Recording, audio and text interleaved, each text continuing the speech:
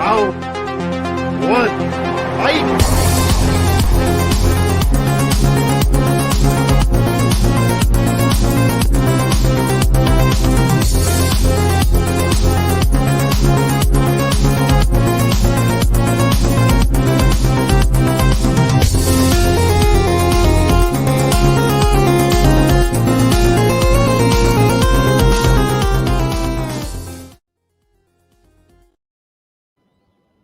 Hey, welcome, guys, to Tournament Fights. This is episode number 15. We're kicking off October with a bang with best horror sequels of all time. So, I mean, anything that's a sequel to a beloved horror franchise counts. So it'll be a surprise as we go through this tournament of 64. So you'll see we tried to go with the strongest ones we could think of, and a couple fun ones out of left field too. You'll see. So, but I'll go ahead and I'll introduce the panel for tonight. Oh, and I'm Jordan Movie Hero Anderson, your host for this evening, or Jordan the Final Chapter. We're going with the sequel theme tonight. But I'll start with my co-host. We have Austin, the Curse of Pez Howell. How's it going? Well, hello. Yes, the name refers to a Halloween sequel I'm way too obsessed with. But anyways, we'll get to that when we get to that. But, you can attest to this, Jordan. When you first talked about the tournament fights concept and we started doing the shows, this was one of the first ideas I had for it. And you said, wait till October. We'll do it, to kick off Scary Movie Month. And that's what we're doing tonight. So I'm very excited to be doing this episode. Mm-hmm. Yep. October 1st. So it's our first official Halloween episode. Even though we've been going through horror through the decades, that's kind of part of our decade series, but then we got some kind of like different offshoot categories that we're going to be having coming up. That has to do with horror, pretty much once a week, this whole week of October, we'll be having something horror related pretty much. So tune in. Yes, absolutely. So, and up next, we have one of our returning guests. We have Jordan. How's it going? What's up, everybody? Glad to be here. And guys, as long as we don't split up, we may make it through the night. So right? Yeah, stick together. Always important to follow those horror movie rules, right? By the way, no one have sex on camera, and we'll be okay. I make no promises to that. But that opening song, by the way, is a real banger. I was jamming. Yeah, right. Wherever you found that. Give the shout out to the artist, Jordan. You know, right? Yeah. The Ken's thing, right? So his name's shoot, if I can actually remember it, Neon X is his name. So he just a little theme that's an offshoot of Ken's theme from Street Fighter is what it is. So legit. I like it a lot. Legit. Yeah. So shout out to Neon X for that. We appreciate that. And then one of our returning guests, we're gonna have Andres the Ghost, Gallegos. Where'd he go? He's hiding in the shadows. There he is. Andres the Ghost Voorhees. All right. He's gonna do like Jason's appearance on Arsenio Hall. He's just gonna look at us the whole time with the mask on. Okay, good. Is that right? Yeah. Okay, good. So just nod yes and no. Yep. All right. And then our fifth guest, but certainly not least, we have Richie Goodcare tonight, coming from down under. How's it going? Whitaker, yeah. What up? I'm good. So just so clear, like if we hear a noise, we go towards the noise, right? Up the stairs. We say, "I'll be right back," and we go check it out. I'll be right back. Yeah. Cool.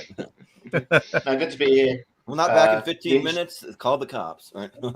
If you ain't back in 15 minutes, we calling Domino's. Yeah, right. More of a Papa John's guy. Yeah. But yeah, we'll just jump right into it. We got a big, long tournament ahead of us tonight. So, Austin, if you kind of want to break it down how it's going to work for anyone that might be watching, and then I'll bring up the tournament bracket. Well, we have taken 64. This is one I've been wanting to do. So pretty much every franchise is represented here. We've got 64 entries, all sequels to horror films. It's going to be a lot of fun. We're throwing them into the randomizer, so we don't know what's going to come up. It could be anything. You could have the first round. It could be anything. You could have Evil Dead 2 versus Dream Warriors in the first round. 2 heavy hitters, and you never know. Neither one can make the Elite Eight.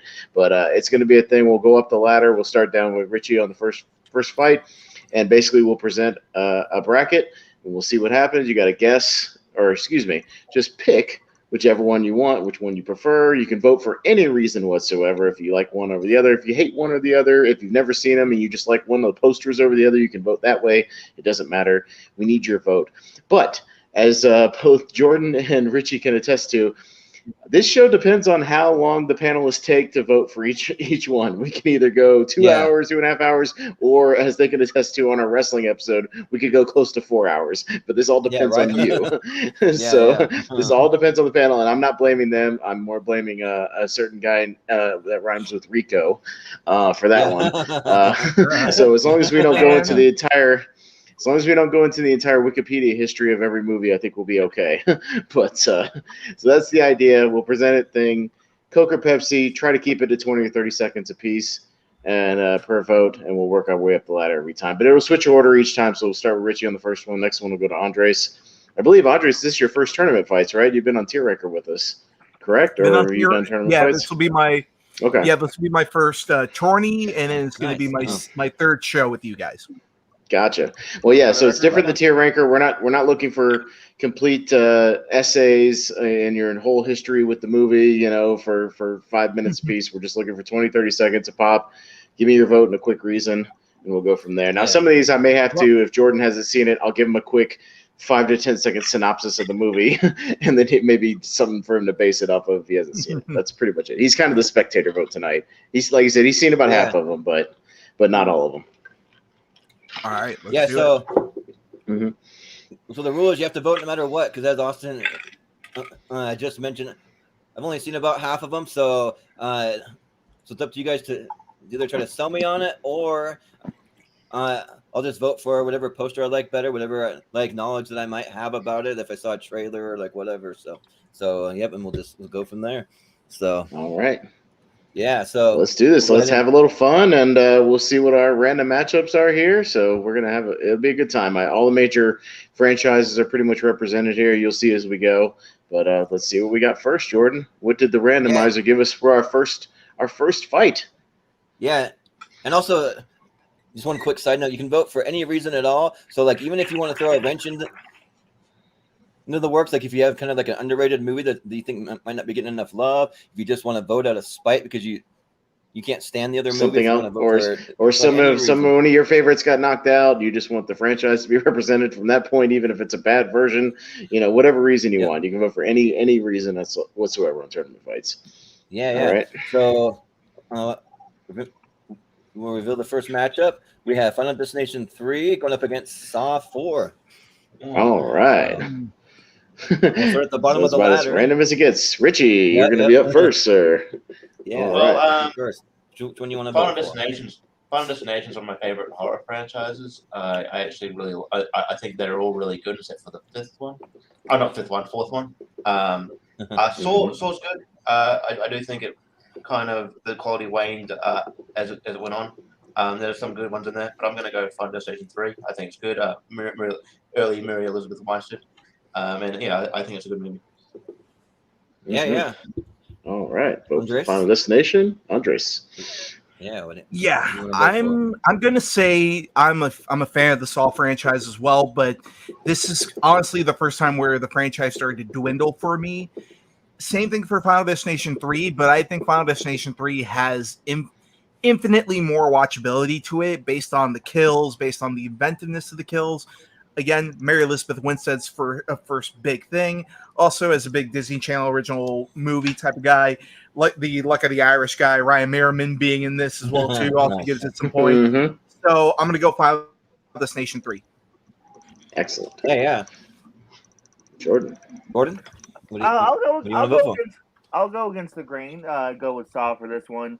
They're both kind of equal for me, but I feel like Saw, at least 3 and 4, they were still kind of doing something a little more interesting, while 3, I think, is a little bit more of what you've already seen. So 4 interested a little bit more. And let me just read down the Wikipedia. So the screenplay is by Patrick Melton. right. Yeah. Sit down. Give us the entire the title history of the thing. How many times it won the title and when? Found John Kramer's stomach during his autopsy, which contains Yeah. Right. Because we want to go 3.5 hours tonight, right? Yeah, exactly. Well, I mean, we can if we want to, but that's up to us. Yeah. But Boston, what? Yeah, I think I'm What do you wanna go for gonna jump for the one that you could just kind of jump in and watch, which is Final Destination 3. Saw 4 is hard to just jump in and watch unless you've kind of binged through the other ones leading up to it, because it's a bit of a spoiler, but I mean it runs congruent with the third one, so unless you've watched that one like right before, it's not going to make any sense. So 3's got enough to do. I like the character that is like obsessed with death throughout the movie in the third one. The guy who's like 400,000 people die a day or whatever he says, like that guy, and he loses his mind. It's a lot of fun, so I'll go with the third one. The roller coaster's fun. Yeah. And actually I've actually seen all the Final Destination movies, but not too many of the Saw movies. So because I've never been someone who's been like huge on like a lot of blood and gore, but the two Saw movies that I have seen weren't really like just over the top gory like you would think, but like the trailers and the premise kind of make it seem like that. So I got a little late start to the franchise, so I haven't seen the fourth one, but I have seen Final Destination 3. It was a lot of fun. So every time I go on a roller coaster, I have a little bit more of a fear because of this movie, so I'm gonna go with. Well, especially if Candyman is doing the voiceover for it, going, "This will be your final flight." That's probably a bad sign. Yeah, right. Yeah, I heard Tony Todd's voicing for a ride. I ain't going on that ride. Yeah, I'm not going on that ride. Yeah, right. All right. Well, Jordan, 4-1. Final Destination is our first winner of the evening over Saw. But there might be a few more Saw entries that could make it in the series. Okay. Maybe. When you are waiting up in traps, and I'm sitting at home fine. You'll regret. Yep. Yeah. Coming up next, we got Friday the 13th. That's part 6, Jason. Part 6. Don't worry, Jordan. I got your back. Yeah. I will identify them. Trust me. Right, 13, Part 6. Jason Lives versus Jaws 2. Yeah, I know all the subtitles, but it's like I don't know which part it is. Sometimes it's like I do. Part 1, 2, or 3. It's all good. I'm obsessed with subtitles, so yes. Yeah. I'm a perfectionist. For this round, we'll start with Andres. So, which one you want to go for here? I mean, here's the thing. This is probably my favorite out of all the Friday the 13th films because it is the very first one we get introduced to zombie Jason. It's without this film, I don't think we would have gotten the meta humor of the horror films of the 90s. In fact, the director of this said that the director of the writer of Scream said that Jason Lives was a massive influence on him in terms of writing and conceiving Scream. And when you watch this film, it's so evident all the way through. It has some of the best kills, has some of the best moments in the franchise, has some of the best jokes in all the franchise too, and also leads to one of the most memorable moments where Jason is chained to the bottom of the lake. It is an S-tier movie for me. It absolutely... I can't say nearly as much stuff about Jaws 2. Jaws 2, while it is a good sequel, Jason Lives, for me, it's a superior sequel all the way through. All right, so Andre says S tier. So Jordan, do you agree with S tier on? Oh, wait a minute, that's the wrong show. Yeah, sorry, we just need a vote. No, but more of like a B tier. I'm gonna pretty much agree. Yeah, B tier, man. A tier. It feels almost weird saying this, but Jason over Jaws all day, at least in this case. It's so much more interesting. Maybe my favorite Jason sequel, probably. So all the Jaws is this one's fine. It gets worse, but yeah, Jason by far for this one. Yeah. Austin? Yeah, Jason Lives is one of my favorite sequels as well. I love the opening. It's like a throwback to a Universal horror movie with like, the stakes and just the feel of it. Tom McLaughlin, who directed it, is like, that's what he was going for. And it has the James Bond like little thing in the open. It's great. It's a lot of fun. So yeah, it's awesome. So I'll go with Jason Lives on this one over Jaws. Jaws 2 is okay, but yeah, it's no Jason Lives. Yeah. And for me, I haven't seen either one of these, but I've always been of the mindset though that like me personally, like it's a bit of a hot take, but I always think that the Jaws franchise is a little overrated. Like, it's a great franchise, but I think people put it on a pedestal that's a little high for me. And like hearing about it, a zombie version of Jason Voorhees sounds awesome. So I think I gotta go with Friday the 13th Part 6. So. Richie? Richie? All right. I'll be the dissenter here. I mean, I know, Jason's. I had no qualms with Jason. Friday the 13th making it. It's a great sequel. George is pretty good as far as the sequels go. I mean, it's probably the better sequel. It's not a high bar to climb with the Jaws sequels. One of the worst movies of all time. So, look, and it's still got Roy Scheider, who I think is a pretty underrated actor. So I'll give him up to Jaws too. But I have no issue with Friday the 13th moving on. Yeah, well, a little love for Jaws too, but Friday the 13th Part 6, Jason Lives, moving on. Both of them are really solid sequels, but Jason Lives takes the cake on this one. Oh yeah. So moving on. Poltergeist 3. We got Poltergeist 3 going up against Halloween. Curse of Michael Myers, who we were just talking about it. All right. Awesome. Sure. Yeah. Okay, and we start with Mr. Owens on this one. And for anybody who doesn't know, Poltergeist 3 is the one in the apartment building that has the stuff. One that she made right before she died. What's her name? The one who plays Carol Ann, unfortunately. And then Halloween Curse of Michael Myers is the one with Paul Rudd, if you remember, and the one that's had the producer's cut, all this stuff with the producer's cut versus theatrical cut. Yeah, Paul Stephen Rudd. Yes. Him. Well, I'm gonna have to pull a little bit of a. I haven't seen the third one, not that I recall. So, Curse of Michael Myers. Yeah. Sure. Austin. Yeah, Poltergeist 3, it has its moments. It's grown on me over the years, but I have a weird fascination with Curse of Michael Myers. I've probably seen that movie like 30 times. I don't know why. I'm just fascinated with the differences between the theatrical and the producer and like the weird direction it takes and just some of the strange, some of the strange choices they make in that movie. And Paul Rudd's performance is so weird. Either one, the one with electronic music or the traditional, I don't know. It's all goofy, but I'll go with Curse of Michael Myers because I have the goofy fascination with it. So I'll go with that one. Here you go. We got Dragon Briggs in the chat. Oh, that's my buddy Dagan, the wrestler. Yeah. Mm-hmm. Nice. I told him I to love go live. Dagan Briggs. Yeah. Awesome. Yeah. But yeah, for me, so I've never seen either one of these either, but I grew up watching Poltergeist 1 and 2 all the time, though, and so I have seen those. But you guys really sold me on the Curse of Michael Myers before the show. We were kind of talking about it, kind of hyping up a little bit, and maybe talking about Paul Rudd's kind of wooden performance because one of his very first, like if not his very first movie role.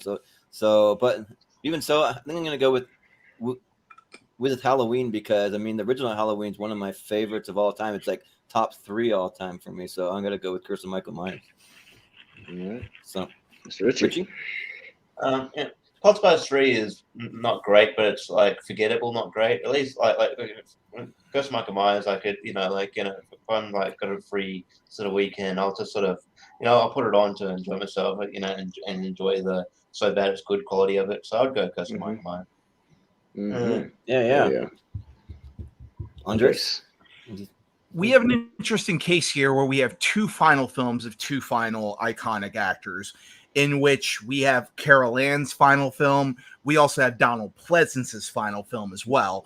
But having said that, I'm going to give the edge to Halloween, The Curse of Michael Myers, not only for it being just a very fun film, but it's also one of those that lends to a broader implication in terms of what it means to the mythos and what it adds to the entire series as a whole. What it is, we'll go into it as far as we keep going.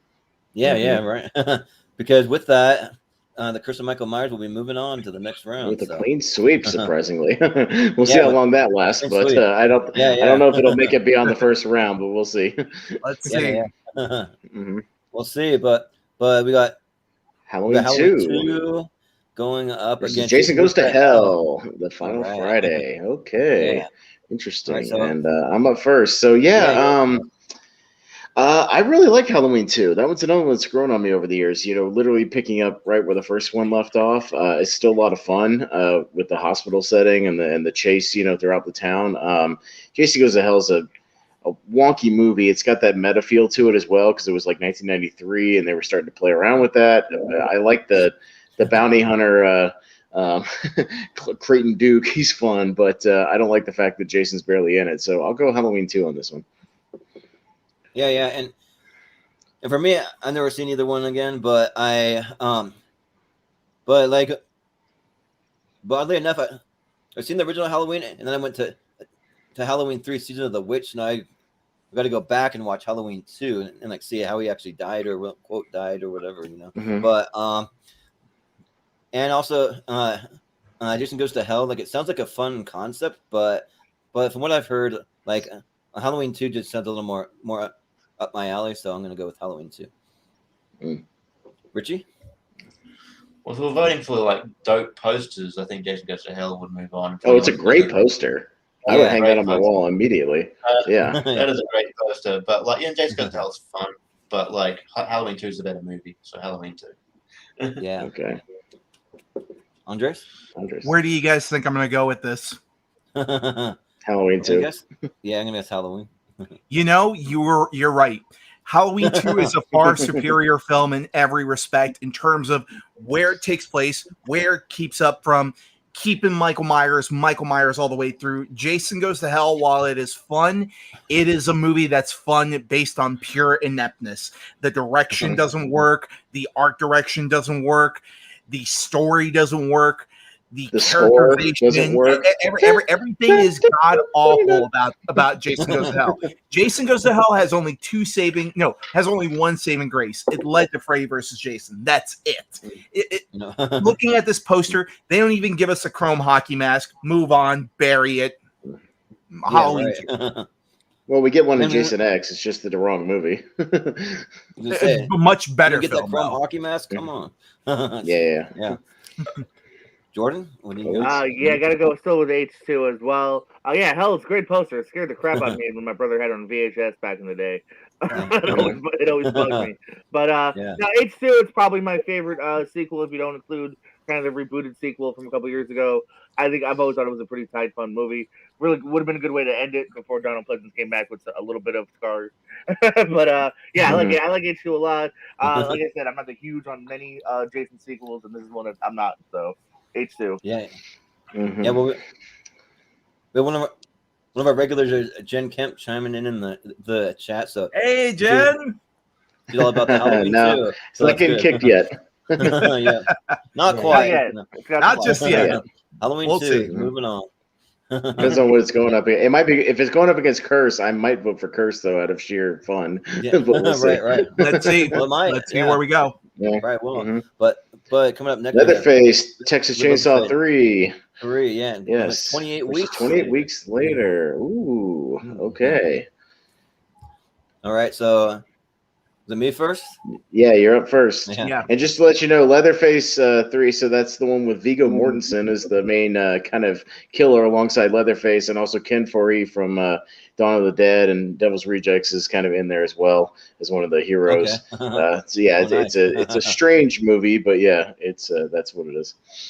Yeah, well, surprise, I haven't seen either one of these, but it's funny because for Texas Chainsaw, I've seen 1, 2, and 4, and I skipped over 3. So, but and then for 28 weeks later, I've only seen 28 days later, and that movie like really freaked me out, like really bad when I first saw it. So like just for that, like I think I got to go 28 weeks later, just because the first one scared me so bad, the way the zombies can just run at you like that, full speed and everything. So yeah, I'll go 28 weeks later.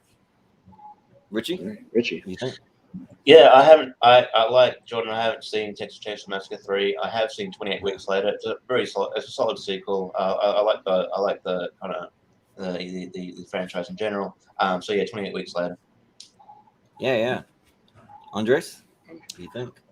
I'm gonna go straight with 28 Weeks Later because Leatherface is not that memorable of a sequel, whereas 28 Weeks Later, the first 10 minutes is fucking fantastic. I love those first 10 minutes. And that was Danny Boyle directing the opening sequence of the film. And just based on that and based on the cast, based on who they get in this, where it's Jeremy Renner, Rose Byrne, really solid actors, Idris all the way Elba? through 20. Oh, yeah, Idris Elba as well, too. Yeah. He's in it? Yeah. there you go. Yeah, so we Dang, got dang. 3 Marvel heads in there. There we go. Yep. 28 weeks. Let's Sure check do. it out.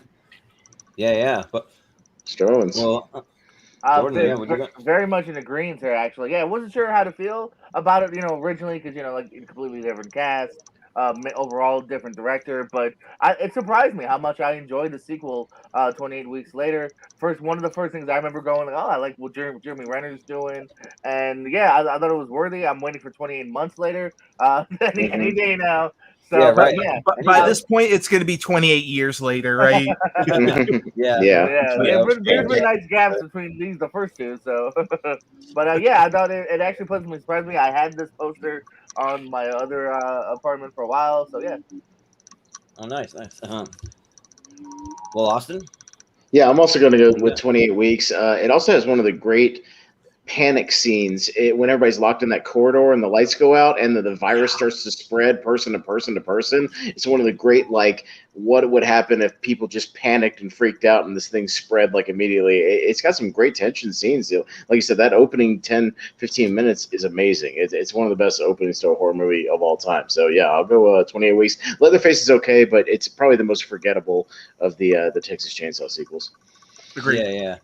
Well, with that, 28 weeks later moves on, but we do got to respond to Jen in the chat that it's a lot of people's first introduction to Jeremy Renner and Rose Byrne for some people. Yeah. Mine too. Early stuff. I remember walking away and going, wow, that Renner guy. Yeah. Being an Australian, like Rose Byrne, I've known her since like the 90s. So. Oh yeah. Oh yeah. All good for all of us. Yeah. Yep. Well, you don't have to brag about it. I mean, whatever. Yeah. All right, you saw her first. Yeah. Yeah. We all met her in X-Men First Class. I know. It's no big deal. Are we not going to give any credit to Get Him to the Greek, guys? Come on. Yeah, right. Yeah. Yes. All right. Funny in that. All right, so we've got Final Destination. Is that 4, that's the fifth one? No, that's 4. Yeah, that's the 4. So that's the Final Destination. The one with the NASCAR scene. The one with the racing NASCAR scene opening versus Army of Darkness. Yeah. All right. We'll throw it to Richie first. So that's the 4th one, yeah? Final Destination. Yeah. Yeah, that's number 4. What you were referring to is probably the weakest one. If we're all in agreement. Like I mentioned before, the 4th one is the only one that really sucks. It's like I'm glad the next installment kind of redeemed itself. But yeah, the 4th one's not a good movie. Army of Darkness is really fun. Like there's no competition here. Army of Darkness. Yeah. Andres? Yeah, Army of Darkness. The only thing I can say the Final Destination gave me was in watching any NASCAR event, it gave me that moment where I'm like, what if that actually happened? But apart from that, Army of Darkness all the way through. Final Destination has very weak kills in the franchise. This is the one where someone gets his intestines sucked out of him in a pool, right? Yeah. Yes. Wow. Yeah. Yeah. Bye. Goodbye. Totally forgot about that. Yeah. But, Jordan, what do you got? It's another steamroll, man. I'm just gonna pile it on. The Final Destination parentheses. Just kidding. It is the most forgettable. Just kidding. Like I said before, at least 3 has its moments, but this one is really it's a sequel to be a sequel. And Army of Darkness, at least, it's just way better of a movie. So yeah, it's a steamroll. Yeah. Austin?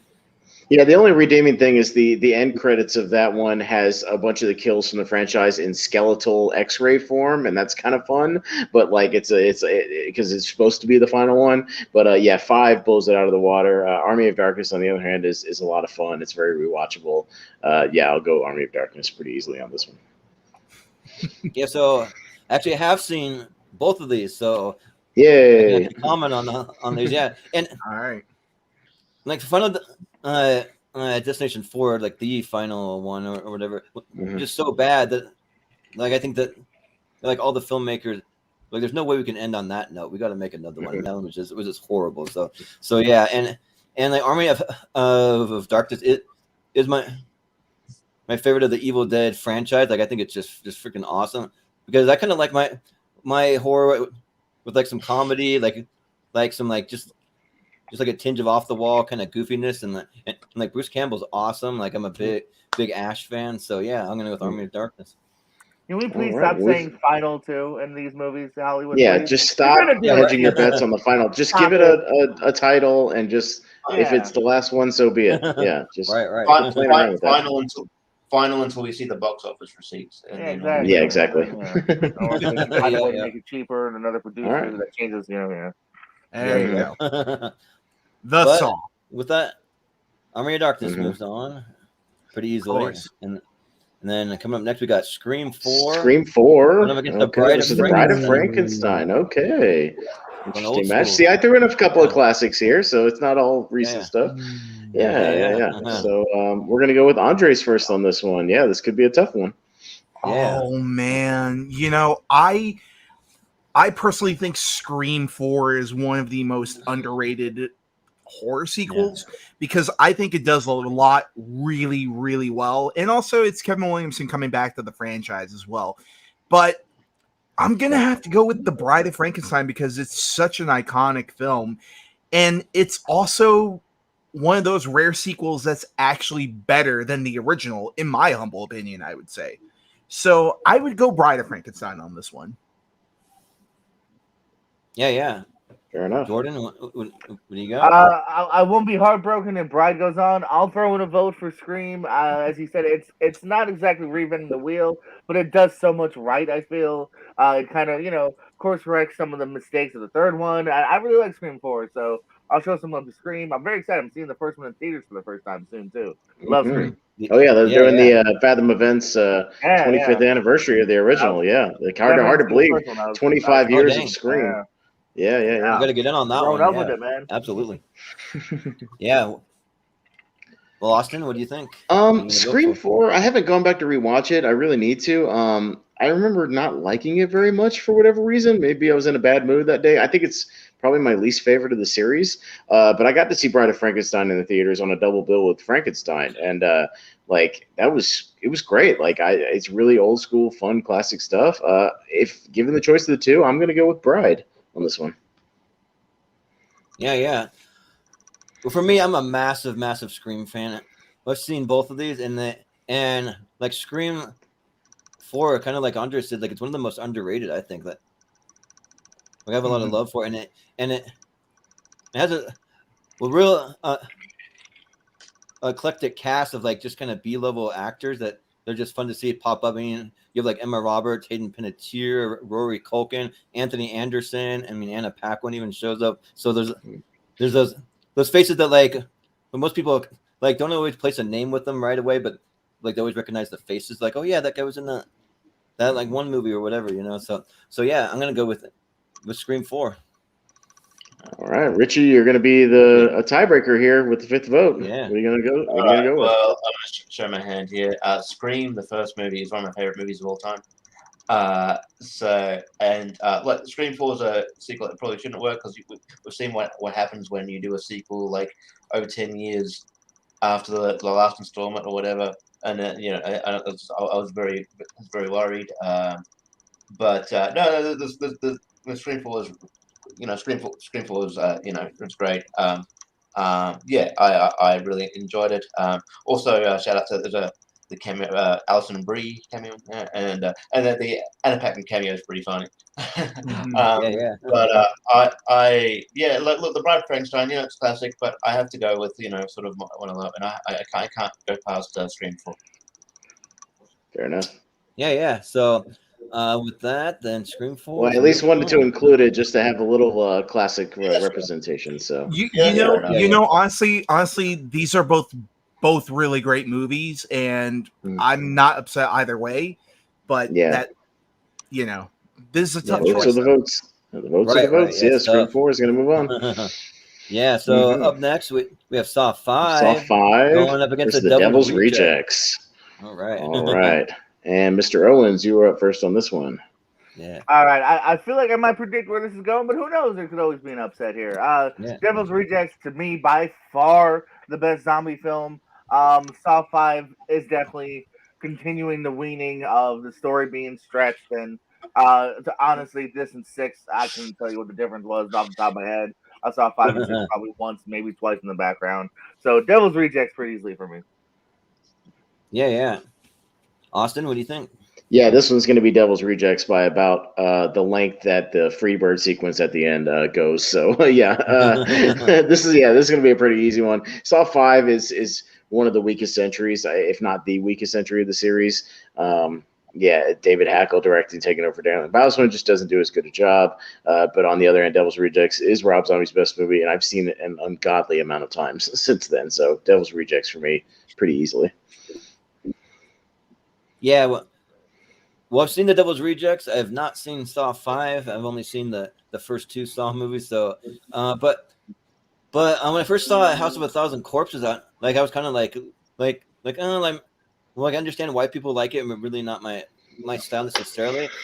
But like the Devil's Rejects, I actually liked even better, and it kind of gave me a little more of a appreciation for the series overall. So I got to go with the Devil's Rejects. So. Mm-hmm. Richie. Might be a hard take. I actually think Zombie's best movie is the Halloween remake. I actually think that gets a lot of hate, and I think it's really good. But that being said, Devil's Rejects is quite good too. Saw 5 is just one of that came out when I think the series is getting long in the tooth. Like I can't distinguish 4 from 5 from 6. It's just they blend into each other. There's no nothing. I can't remember anything. I saw it, but I can't remember anything that happened for it. Devil's Rejects is great, so Devil's Rejects. Mm-hmm. Yeah. Andres? There's no contest between both of these two. Devil's Rejects, but I will say one thing though. I will give Saw 5 just credit for 2 things, for 2 traps in particular. One is the cube trap. I absolutely love that idea of the cube and then the dude, the water filling up and then having to use a pen to give himself a tracheotomy. Genius. I absolutely love that sequence. Someone finally getting crushed in a compactor is always great. But apart from that, 5 is very much forgettable in so many respects. Devil's Rejects, legendary. Let's move on. Yep. Mm-hmm. Yep. Yeah, Rejects all day. So. I love Rejects. Yep. Mm-hmm. Oh yeah. Yeah. Rest in peace, Sid Haig. Yeah, the Devil's Sid Haig's awesome. Yeah, but up next we got Nightmare 5. Nightmare on Street 5, The Dream Child. Yeah. And Exorcist 3. Okay. All right. This one could get interesting. Yeah. As much as I'm a proponent of Stephen Hopkins, who directed Predator 2, and this was his precursor to Predator 2 with Dream Child, it's a very sloppy movie, and it also got killed by the MPAA, on cutting down a lot of the stuff in the movie. It's got a very low body count, not a whole lot of memorable sequences overall. Exorcist 3, on the other hand, is like one of the most underrated movies ever. It's really great. Great jump scares, great story. George C. Scott's good. So I'll go with I'll give the slight edge to Exorcist 3 on this one. Yeah. And I've seen Exorcist 3. I've not seen Nightmare 5. So probably gonna go for Exorcist 3, but like the one scare that they have is like a pretty memorable one. It's like known to be one of the like best jump scares in like horror movie history. So like I've watched multiple things kind of breaking down just that whole entire sequence and everything. So yeah, I'm gonna go with Exorcist 3. Richie, what do you think? Just because I think a lot of other nightmares, a couple other nightmare sequels will probably show up in this tournament that are more sort of worthy to move on. And I've seen Exorcist 3. It's fine. I don't think it gets sort of the credit it deserves because but it's fine. So I think Dream Child is one of the weaker sequels. So I'll go Exorcist 3. Yeah. Andres? I'll definitely go Exorcist 3 on this point because, again, Brad Dourif, I think, gives an underrated performance in this. And there's not much I can say about Dream Child except it actually has one of my biggest phobias growing up, which was What if you were in the shower and then all of a sudden the shower just started to flood? That is something that's always stuck with me. But apart from that, nothing really memorable about Dream Child. I personally really didn't like it, and I was on a horror podcast, and I got bombarded by people going, "Oh my god, how could you not like Part 5?" It's because it sucks. Move on. Yep. Jordan, what do you think? Yeah, not a hell of a lot to add in this one. They're not too far off from each other for me, but it's been a while since I've seen Exorcist 3, but my heart's still kind of going towards that as far as just being the overall tighter film. So Exorcist 3 as well. Yeah. Well, with that, Exorcist 3 is moving on. So, all right, we'll see what we got next. We got Friday the 13th. You know which one it is that got cut off, Austin? One is Part 7. Is that Part 7? Part the 7. New Blood? Yep, the New Blood. Yeah. Okay. Yeah, that's the New Blood. Okay, so I was gonna say it's not New Beginnings poster and it's not Final Chapters poster. Because it's a girl on it. Yeah, it's New Blood. If you guys need me to throw the assist in there with which Friday movie it is. I just sure. The subtitle's not visible. Yeah, that's the one where it's Jason versus Carrie, basically. Telekinetic versus Jason. What's the other movie? I think it's Poltergeist 2. Poltergeist 2. Okay. All right. Yeah. All right. And we'll go with host Jordan. Yeah, up first. Well, I've seen Poltergeist 2 several times.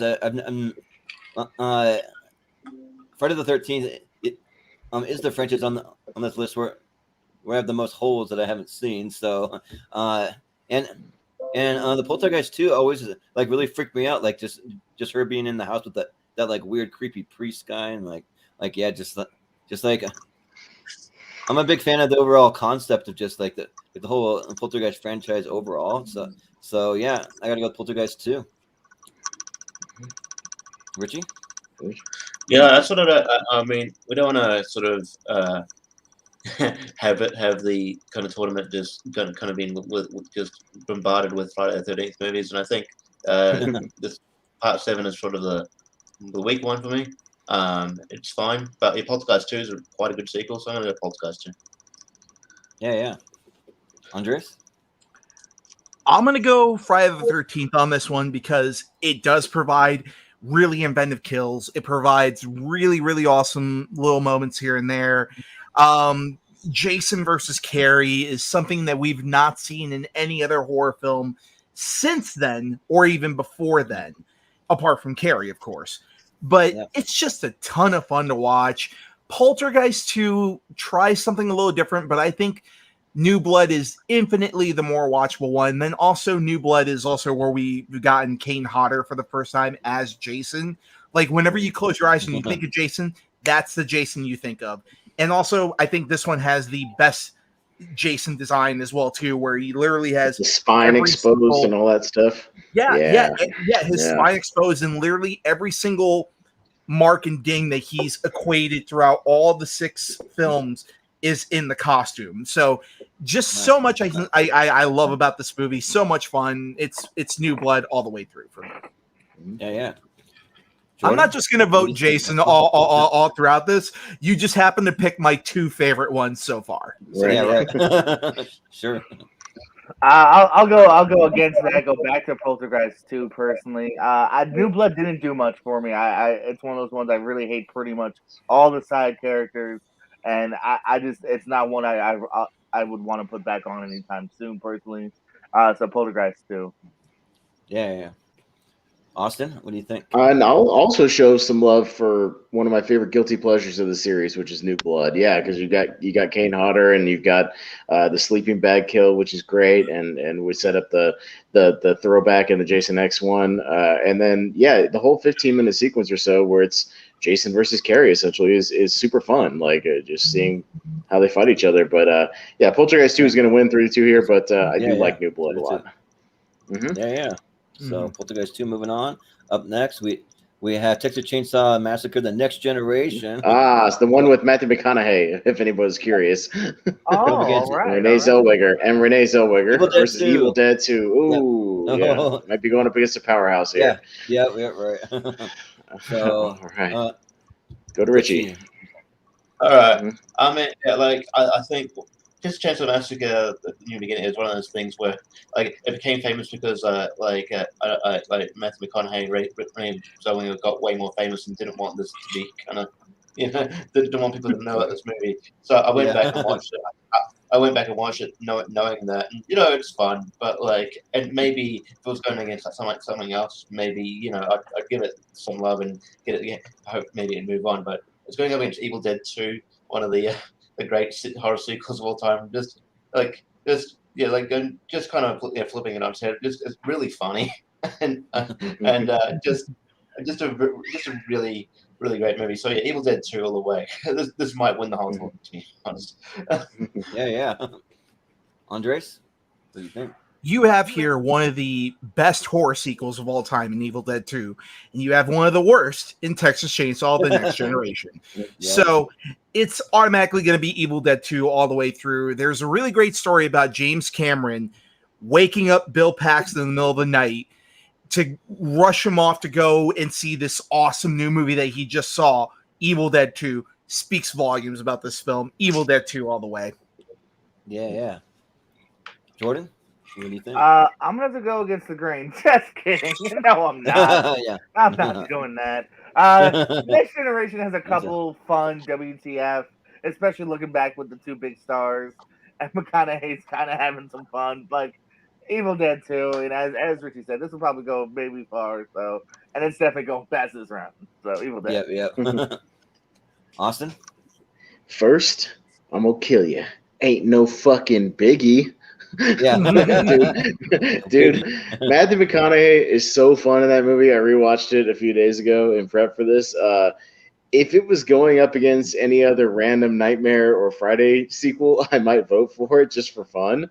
But it's going up against Evil Dead 2, and Evil Dead 2 is awesome. So, I can't vote against Evil Dead 2, but I do like it as a guilty pleasure as far as Texas Chainsaw. So, just want to throw that out there. But yeah, the vote's going to go to Evil Dead.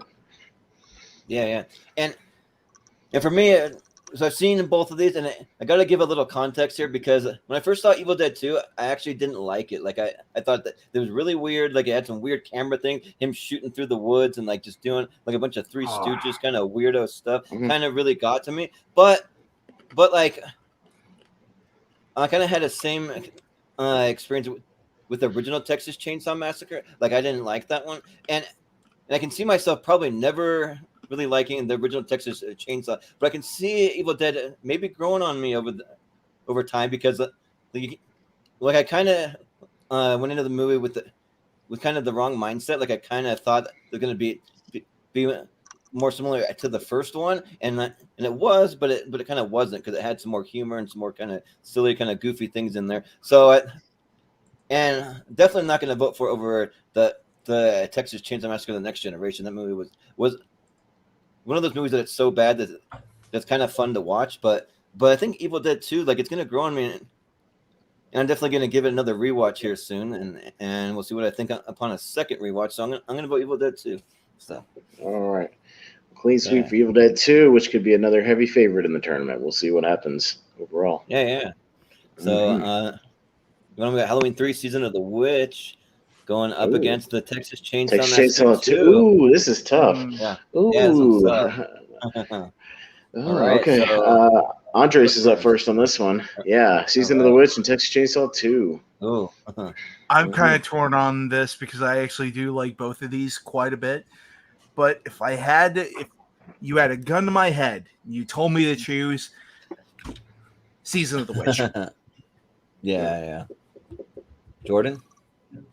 If you had a gun to my head, I'd be like, why are you doing this? This one's easier for me. I'm one of those guys. I'm not a big H3 fan. Season of the Witch, it bored the shit out of me as a kid. Maybe I need to rewatch it. I do admit, and full on give it really my full attention. But I'm gonna go with Texas Chainsaw for this one. Yeah. Austin? I really like both of these. This is probably the toughest one so far. Because Halloween 3 has one of my favorite scores of any horror movie ever. That score is great. Yeah. And Texas Chainsaw 2 is a movie I used to hate, with a passion, and I've grown to love it over the but I was fascinated with it, so I would keep rewatching. It just kind of clicked for me. Bill Moseley's really great in it. I'm a big fan of him. Which one am I picking up? Texas Chainsaw 2. So, Texas Chainsaw 2 yeah. by a razor thin margin. By a Yeah. razor thin margin.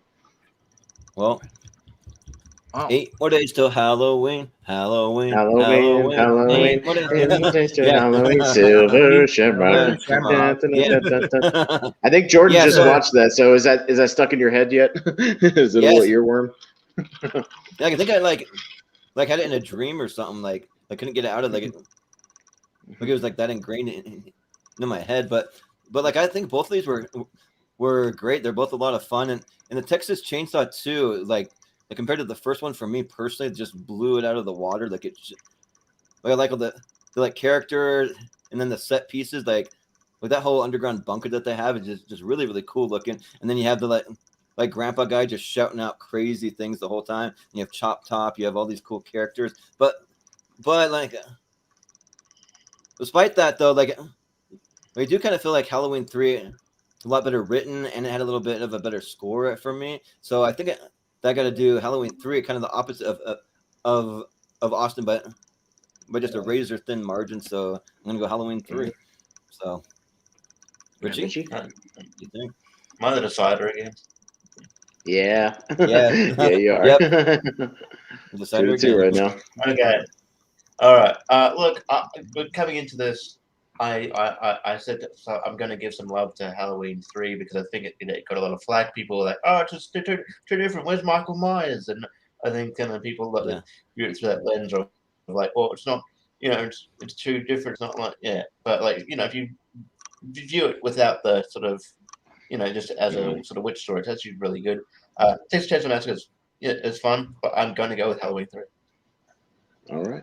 Yeah, and I do kind of think that like Halloween 3 kind of made me laugh, the whole like love story between Tom Atkins and like the other actor, I forget, Stacy Nelkin, I think. And so just like the way that they're just staying in a hotel and it's like we're gonna sleep. It's like, well, where do you want to sleep? And then he just walks up and starts making out, and then they're like in this passionate relationship all of a sudden. But like it was some cheesy fun though. So yeah, I had a good time with it. But yeah, Halloween 3 it is. Moving on. I'm not mad about Season of the Witch going through though. I really like Season of the Witch. Like I said, it was close. Yeah. but that's cool. Yep. Mm-hmm. Yeah. So up next we got Freddy's Dead, the Final Nightmare, going up against Saw 2. Saw 2. Yeah. So I believe Jordan Owens. Right? All right. Yeah, so this one's a bit of a thinker at first, but I'm gonna go with Saw 2. I think it's a pretty good follow-up. It expands it, makes it a little bit bigger. You can tell they have a little bit bigger budget. Final Nightmare definitely has its moments, but if it's kind of go for what my heart goes with, Saw 2. Yeah. Austin, what do you think? Yeah, I'm also gonna go with Saw 2. Freddy's Dead is just so goofy with like the him doing the Wizard of Oz stuff and the Looney Tunes gags and the Power Glove, and it's just it does have Breckin Meyer and Yaphet Kotto and some recognizable people, but it also has a goofy like Tom Arnold and Roseanne cameo. Like there's a lot of weird crap going on with that movie. Saw 2 is just a fun, super fast paced, entertaining follow up. So I'll go with Saw 2. Yeah, and so, when Saw 2, I got to vote for it because that's Donnie Wahlberg.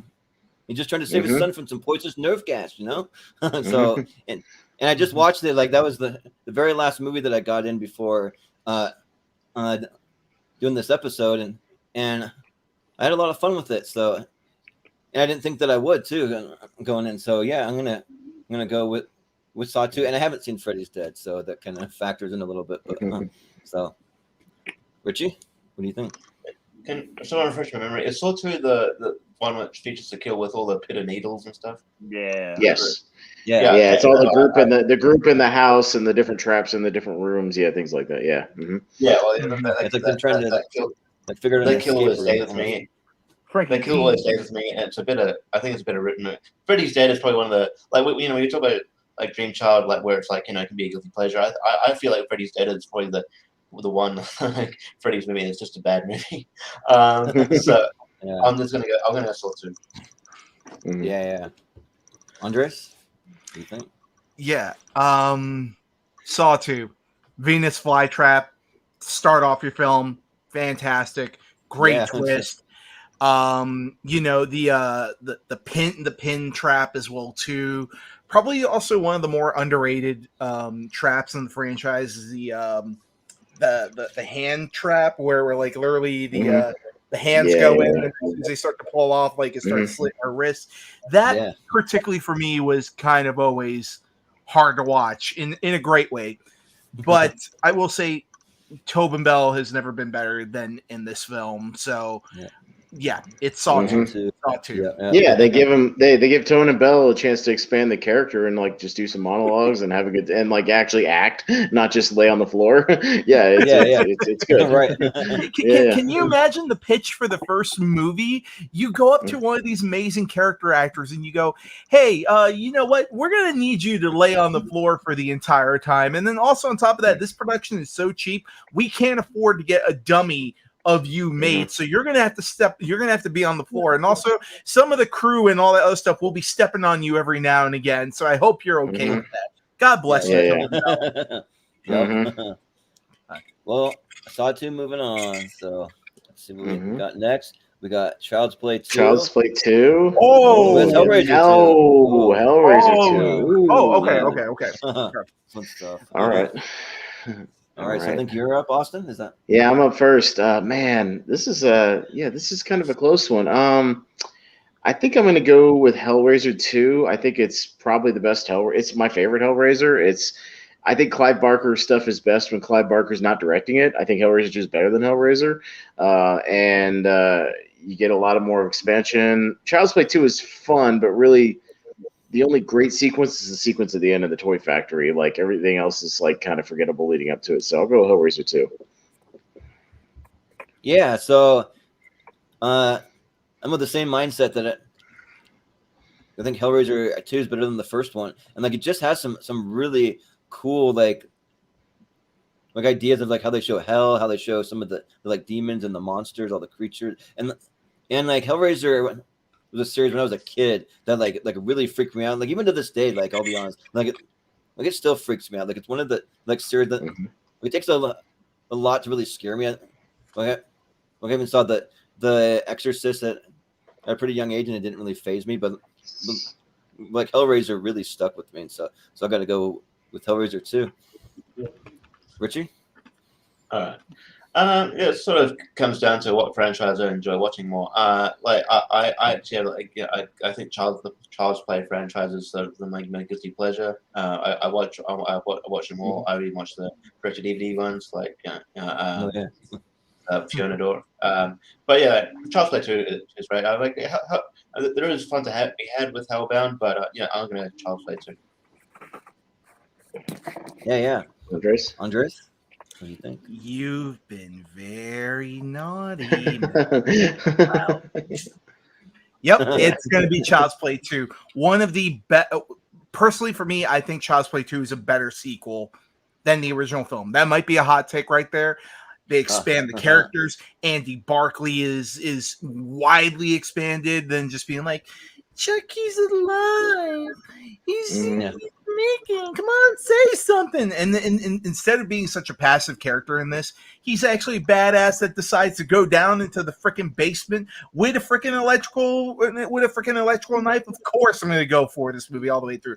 Also, probably one of the more underrated final acts in the film in that toy factory, which is such a brilliant maze in itself, and I absolutely love Child's Play 2. Yeah. Well, Jordan, you got the tiebreaker vote. I know. Like I said, they're pretty on par for me, man. I do agree that Hellraiser 2 for me is a better executed film than the first one. First one's got great ideas, but I just think Hellraiser 2 is a better made film. Oh man, I was going with Hellraiser. Andre's got me second guessing that final stuff in the toy thing that does bring back good memories. This one's close. I'll stick with my initial gut again by a hair and still go with Hellraiser though. Yeah. Oh my God! Now the look on my face is the guy that gets the thing in the eyeballs. You broke my heart. Yeah, you're the same as me, Malcolm. I saw it for the first time. I think yesterday was when I watched it actually. So it's It's pretty a close. relatively newer one for me with the last 2 years. Yeah, but Hellraiser moving on, and next up we have Alien Resurrection. Alien Resurrection. Written by Joss Whedon. 2. Phantasm 2. Yeah. Okay. Yeah. Written by Joss Whedon. Yeah. All right. All right. And host Jordan, you're up first. Yes, sir.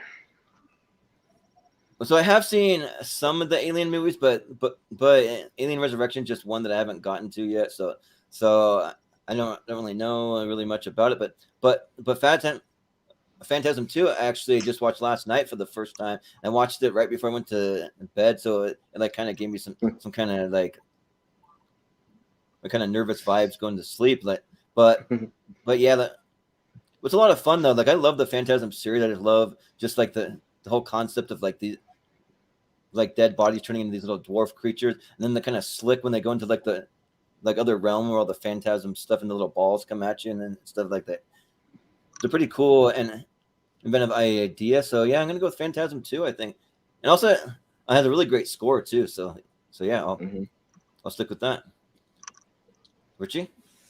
For the simple fact that there might be more in the Alien franchise that come up, and there's better movies that should move on. And I haven't seen Phantasm 2, but I've seen the first one. The first one's great.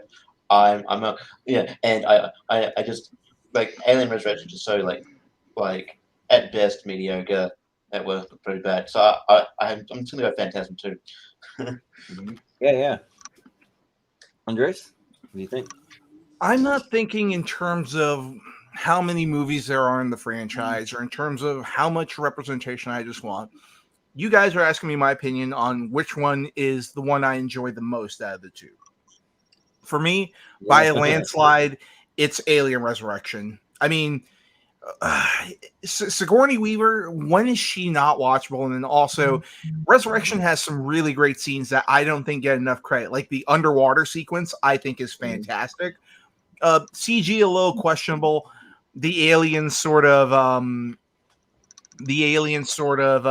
ripping apart one another for them to get out, I think is a very interesting idea. And also, because of the fact that this is written by Joss Whedon, this, when you watch The Crew of the Betty, this is kind of your precursor to Firefly in so many ways. So I would say Alien Resurrection for me, absolutely. Truthfully, I don't remember a lot of things from Phantasm 2, even though I saw it last year. It just wasn't my bag.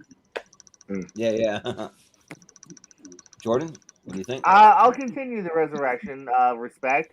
I do find it underrated. It's not a flawless movie by any means. No. But there are some really good moments in it, like Andre said. And, you got a little bit of Ron Perlman. It at least has some life in it over the third one, which has, no humor or life. There's a little bit of life in this. And there's enough moments to where it is, to me, more memorable and more watchable than Phantasm 2. Can we just talk about one scene? The spider. I love that so much. Boom. Yeah. Yeah. Well, Austin, what do you think? This is different than I thought it would be. It's two kind of guilty pleasure movies. I don't like the fact that Alien Resurrection kills off the most charismatic character in the movie. It's the one super handsome guy at the beginning who they kill, who you think is going to be the lead, and then he dies. You know what I'm talking about? Like the guy who has the conversation with Dan Hedaya, and he's really good. Yeah, he's really great, and then they kill him, and it's for me, I never get past that. Like Alien 3 at the beginning. I know. For that sin alone, I'm gonna kill off Alien Resurrection and give it to Phantasm. So, okay. Yeah, and also, we've had a couple of weird. We get weirdo Brad Dourif in this movie. We've had a couple of Brad Dourif movies on the list so far. He dies too soon too. Yeah, it does. Yeah. Well, which he also has his typical Chucky no right before he dies too. Right. Mm-hmm. Andre, got me. And where's my back scratcher? Damn it. Was it Matt the other night that had the little phantasm ball with the little razor blade thing on it? Yeah. That was Matt. That's pretty cool. And also for anyone who's interested too, I just saw that they re-released the complete Blu-ray collection for Phantasm back in July this year. That it's like supposed to be a pretty awesome box set. So yeah, that's something that's on my radar that I might want to pick up. But yeah, Phantasm 2 moving on surprisingly. So, but let's see. Moving on, we got Final Destination 5. Final Destination 5. One against The Conjuring 2. Ooh. Jeez, that's hard, actually. Yeah. And who's up first? Richie's up first on this one, back down to the bottom. Yeah. All right. Jeez, what am I first? I actually, okay, I'll say, I said Final Destination 5, Final Destination is my favorite, one of my favorite horror franchises. I think the fifth one is actually the best out of all of them, even the original. I think the twist, I think the what they did with it and the twist at the end when they're on the plane is it's just great. And I think I going into it, and especially coming off that fourth one, it's quite a home run. Conjuring 2, really great. Actually, generally one of the few movies that generally kind of scared me. I don't know. I'm gonna go Final Destination 5. I won't be mad if Conjuring 2 next. Yeah. Andres, what do you think? You know what? Honestly, this is no contest for me.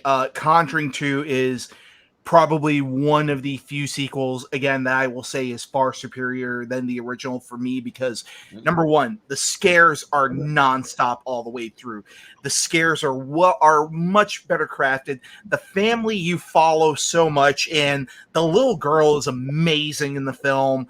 What else? The story between Ed and Lorraine is broadly expanded. It's the centerpiece of the film, to where when Ed goes back into the house, you feel that emotion that Lorraine's going through. So yeah, hands down, Conjuring 2 is, for me, it's another S-tier movie for myself, but Conjuring 2 is amazing. I love it so much. Final Destination 5, I'm sorry, I can't recall a single thing about it right now because Conjuring 2 is the only thing that's in my head right now.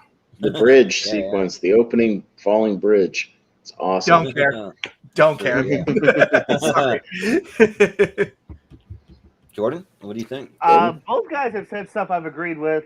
That might be my favorite Final Destination sequel, but boy, man, I love Conjuring 2. I was late to the party with the first one for whatever reason, but I was relatively hyped, and it surpassed that. As he said, man, there's a great inner story, and you care about these characters, which is often missed in horror. But it's a really well-made film, and that's why I was super excited for the third one this year, which I don't know if that'll be on here or not, but Conjuring 2 all the way for me. It is. I actually would probably agree with S tier because I do think no, it's a different show, but I do think it's a great movie.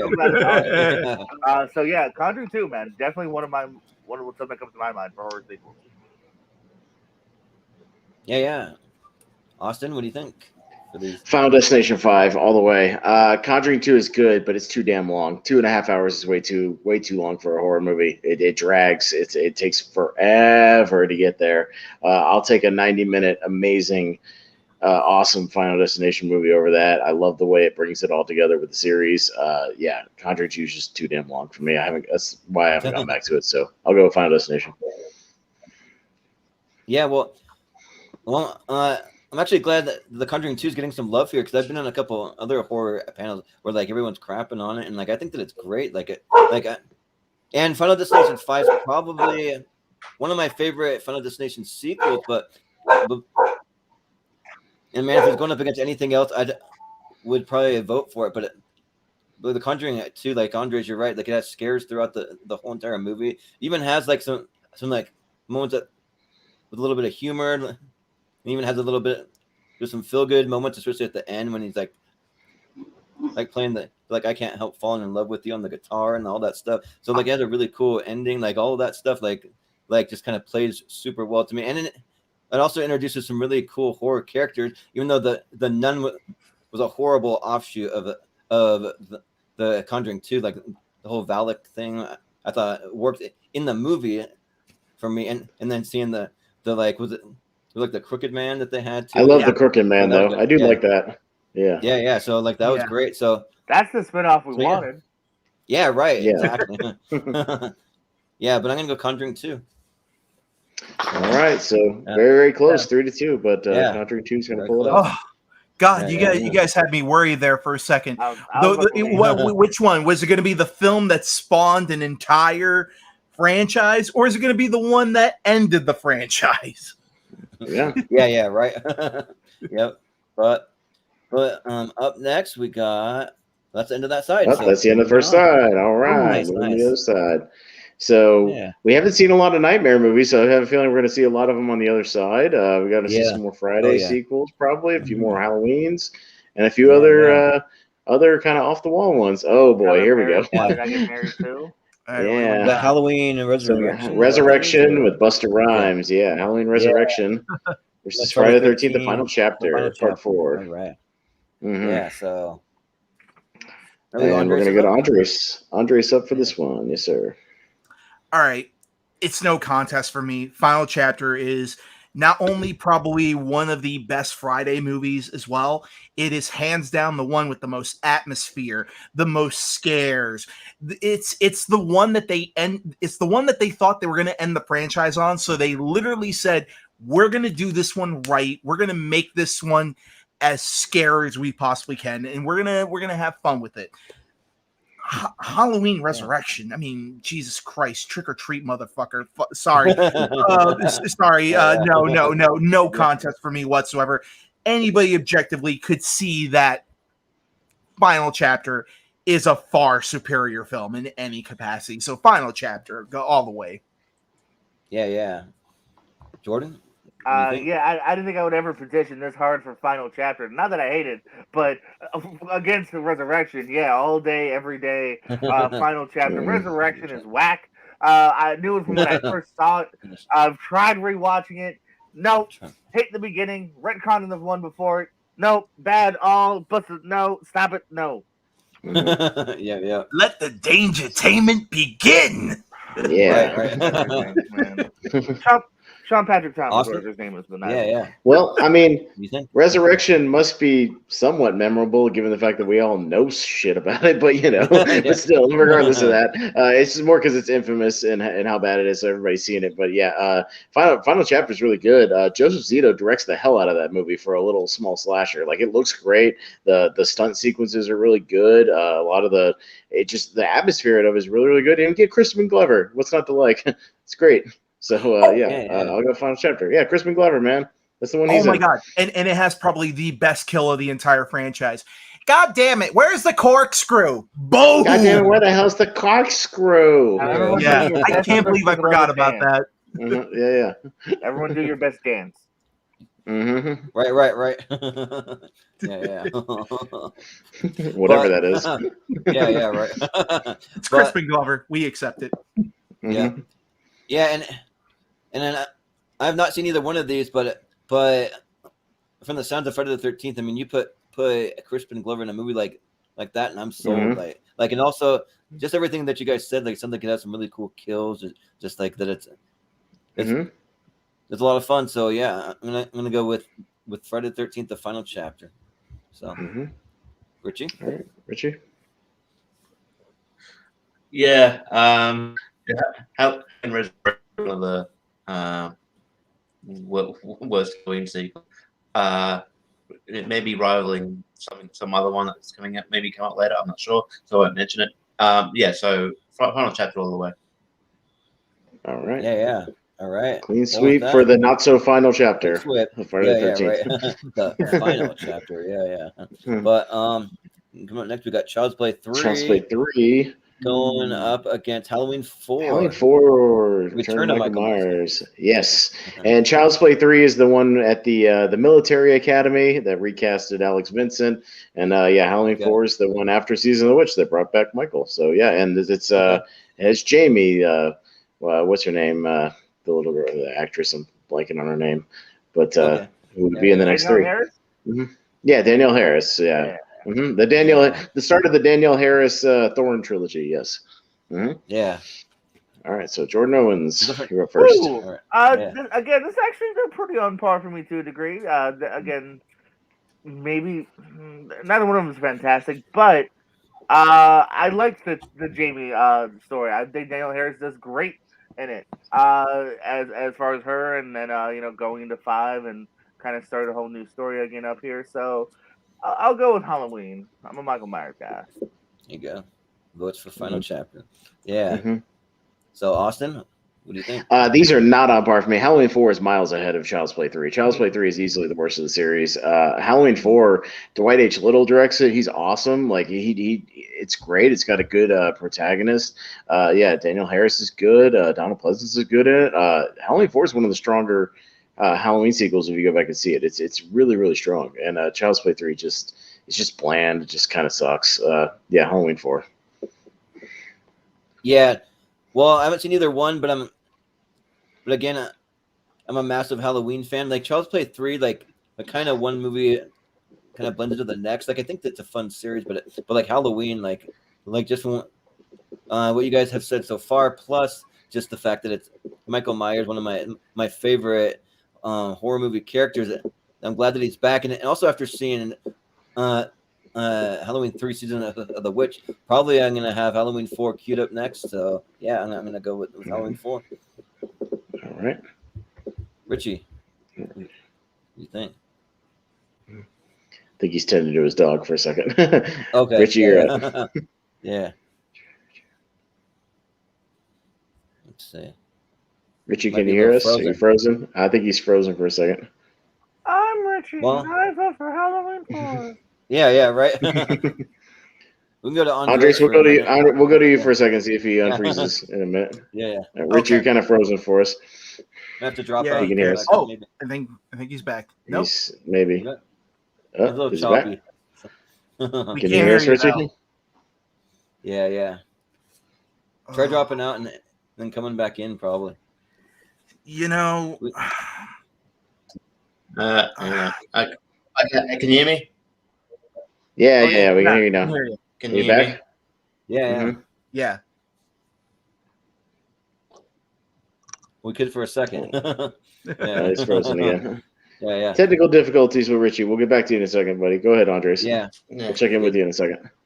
Oh, goodness. All right, here's the thing. I actually really, really like both of these sequels, but for me, while Halloween 4 is sort of a return to form for the Halloween franchise, and again, I really enjoy Halloween 4. Jamie Lloyd is a fantastic character. This is her first introduction. It's great to have Michael Myers back.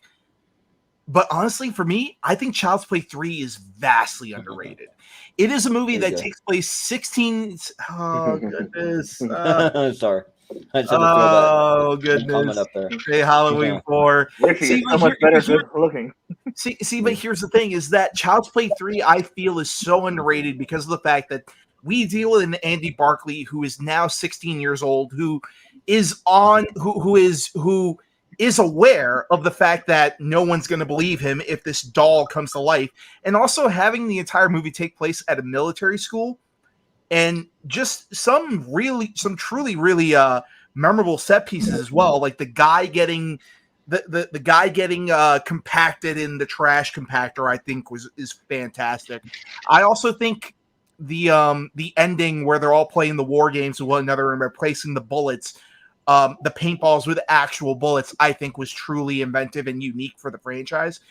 And also ending it at a theme park, it's probably one of my favorite ways they've ever killed a villain in a film, by tossing it into that fan. I thought it was pretty cool, and I love Child's Play 3, but I also love Halloween 4. But I'm going to have to go with my gut. I'm going to have to say Child's Play 3. Sorry, there was a long-winded one. This one truly is like split for me right now. I love Child's Play 3. Yeah. All right, Richie. Well, Richie. I'm back. Yeah. Cool. Now He's back. He's back. Now I get do I get the final vote again? Is that the thing, or what who's the Well, vote? it's 3-1 right now, so I think Halloween 4 is going to win it, but you can still vote for whatever you want and say your piece. I'll I don't. I mean, look, I think I had more. I can acknowledge that Halloween 4 is a better movie. I had fun with Child's Play 3, so I'll show some love for Child's Play 3. Sure, yeah. Even though there's another Child's Play movie that's not moving forward, guys. Yeah. Who down? I don't think we're gonna move forward on Seed or any of the other ones. So I think we'll see. good. Justice for Chucky. No. As Jen said earlier in the chat, justice for Chucky. All right. We still got That's Bride. right, Who yeah. never knows what it fights. I like Bride a lot, so Yeah. it depends on what it's going against. Yeah, same. I did too. But coming up, we got Troll 2 that we Yeah, Troll 2. Oh, New Nightmare. New Nightmare. So We yeah, want to just fast track this one and yeah, right. But Hold Are on you a awesome? second. Oh, Yeah, it's shit. me first. Okay. Listen, I threw in Troll 2 just for fun. I understand it has nothing to do with Troll 1. I just wanted to throw a little curveball and have a little fun. So I threw Troll 2 in the mix. And you know what? I like New Nightmare, but it's a proto Scream, and it's good. You put these two in front of me and ask me which one I want to watch and have a better time with, I'm gonna put Troll 2 on, man. So I'm voting Troll 2. Well, I've seen New Nightmare, but I've not seen Troll 2. But I've heard that it's just one of those kind of one of the worst movies ever made. That like people just like have a good time because it's just that bad that you can actually have fun with it. And like just to throw a wrench in the mix, I'm gonna vote for Troll 2 just to see.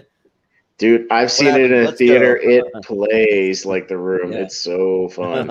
It plays. Nice. We'll see what happens, but Richie, All right, Richie? what do you think? Oh my god. No. Oh my god. Yeah. I cannot look. I know it's got some reputation for being, being a really bad movie.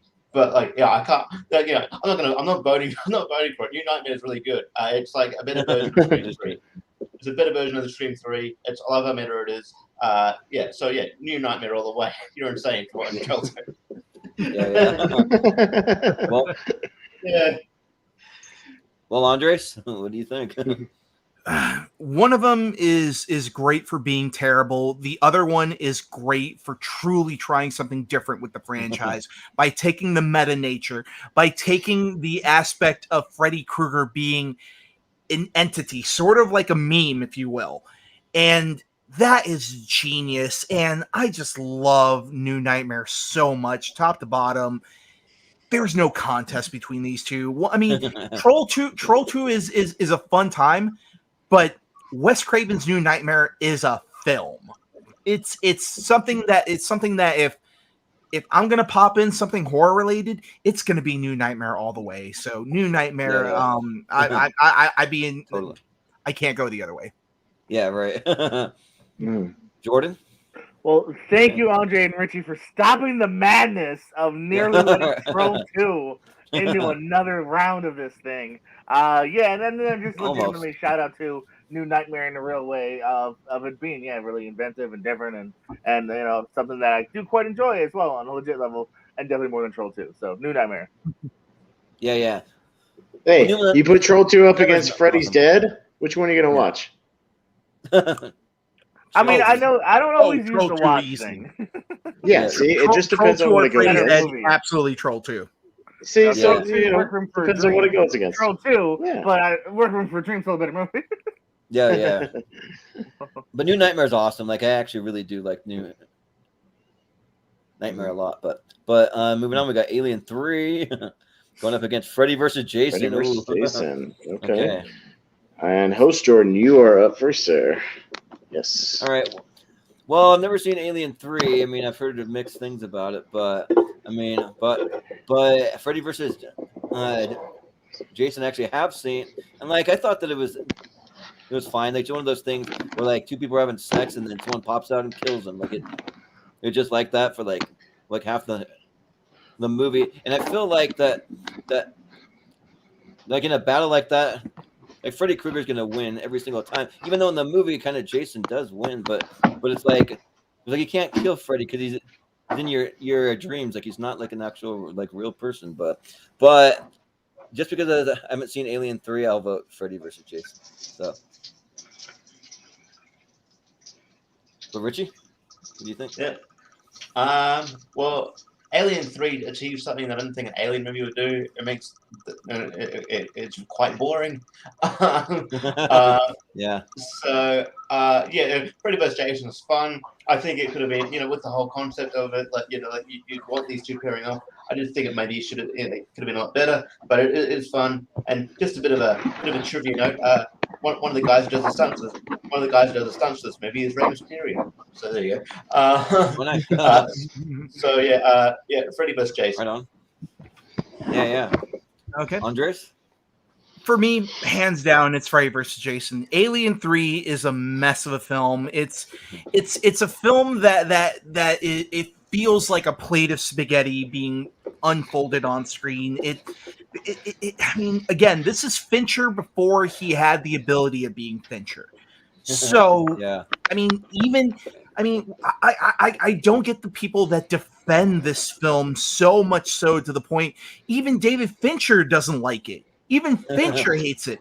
Fincher was the only director at the entire quadrilogy when they did the big box set. He was the only director to refuse to come back and even comment about his experience on this movie. So Alien 3, it's not that memorable for me. It's a step back for so many ways.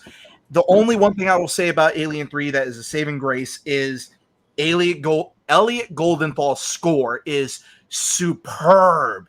It is far better than this movie even deserves. But having said that, Freddy vs. Jason, come on. So good. I love Freddy vs. Jason. So yeah, Freddy vs. Jason. Yeah. Jordan, what do you think? Yeah, Alien 3, man. I mean, first of all, killing off, was it Newt and from the second one, which almost retroactively hurts the second one because of it.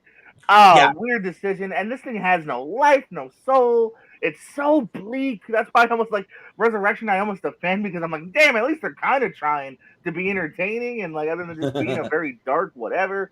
So yeah, for that reason, man, for those bad reasons, Freddy vs. Jason will get my vote as well. Mm-hmm. Which and it is a fun movie on top of that.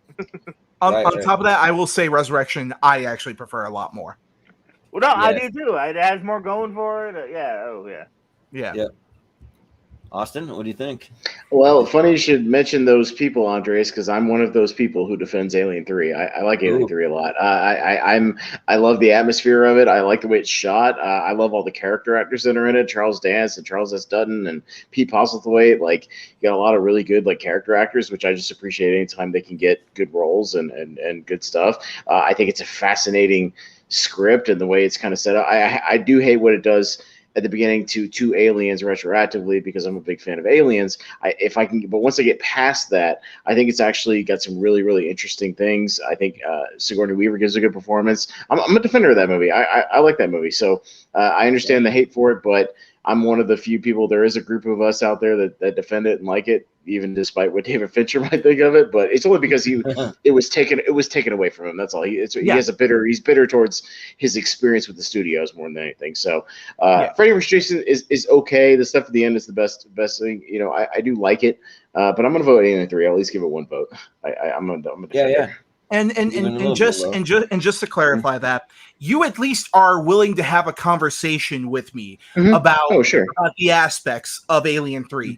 Whereas some of the people that I've met in film school are just like, oh, it's David Fincher automatically, so it's going to be fantastic. It's like, hold on a second.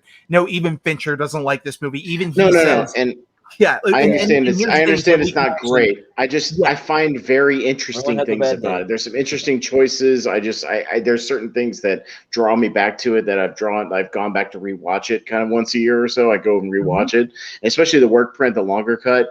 Where you get at least a little more of the stuff expanded. And I know the CGI is back because it's unfinished, but it is what it is. But yeah, so I find that movie fascinating, almost in the way I find Curse of Michael Myers fascinating and all the behind the scenes stuff. So it's one of those things. That's all.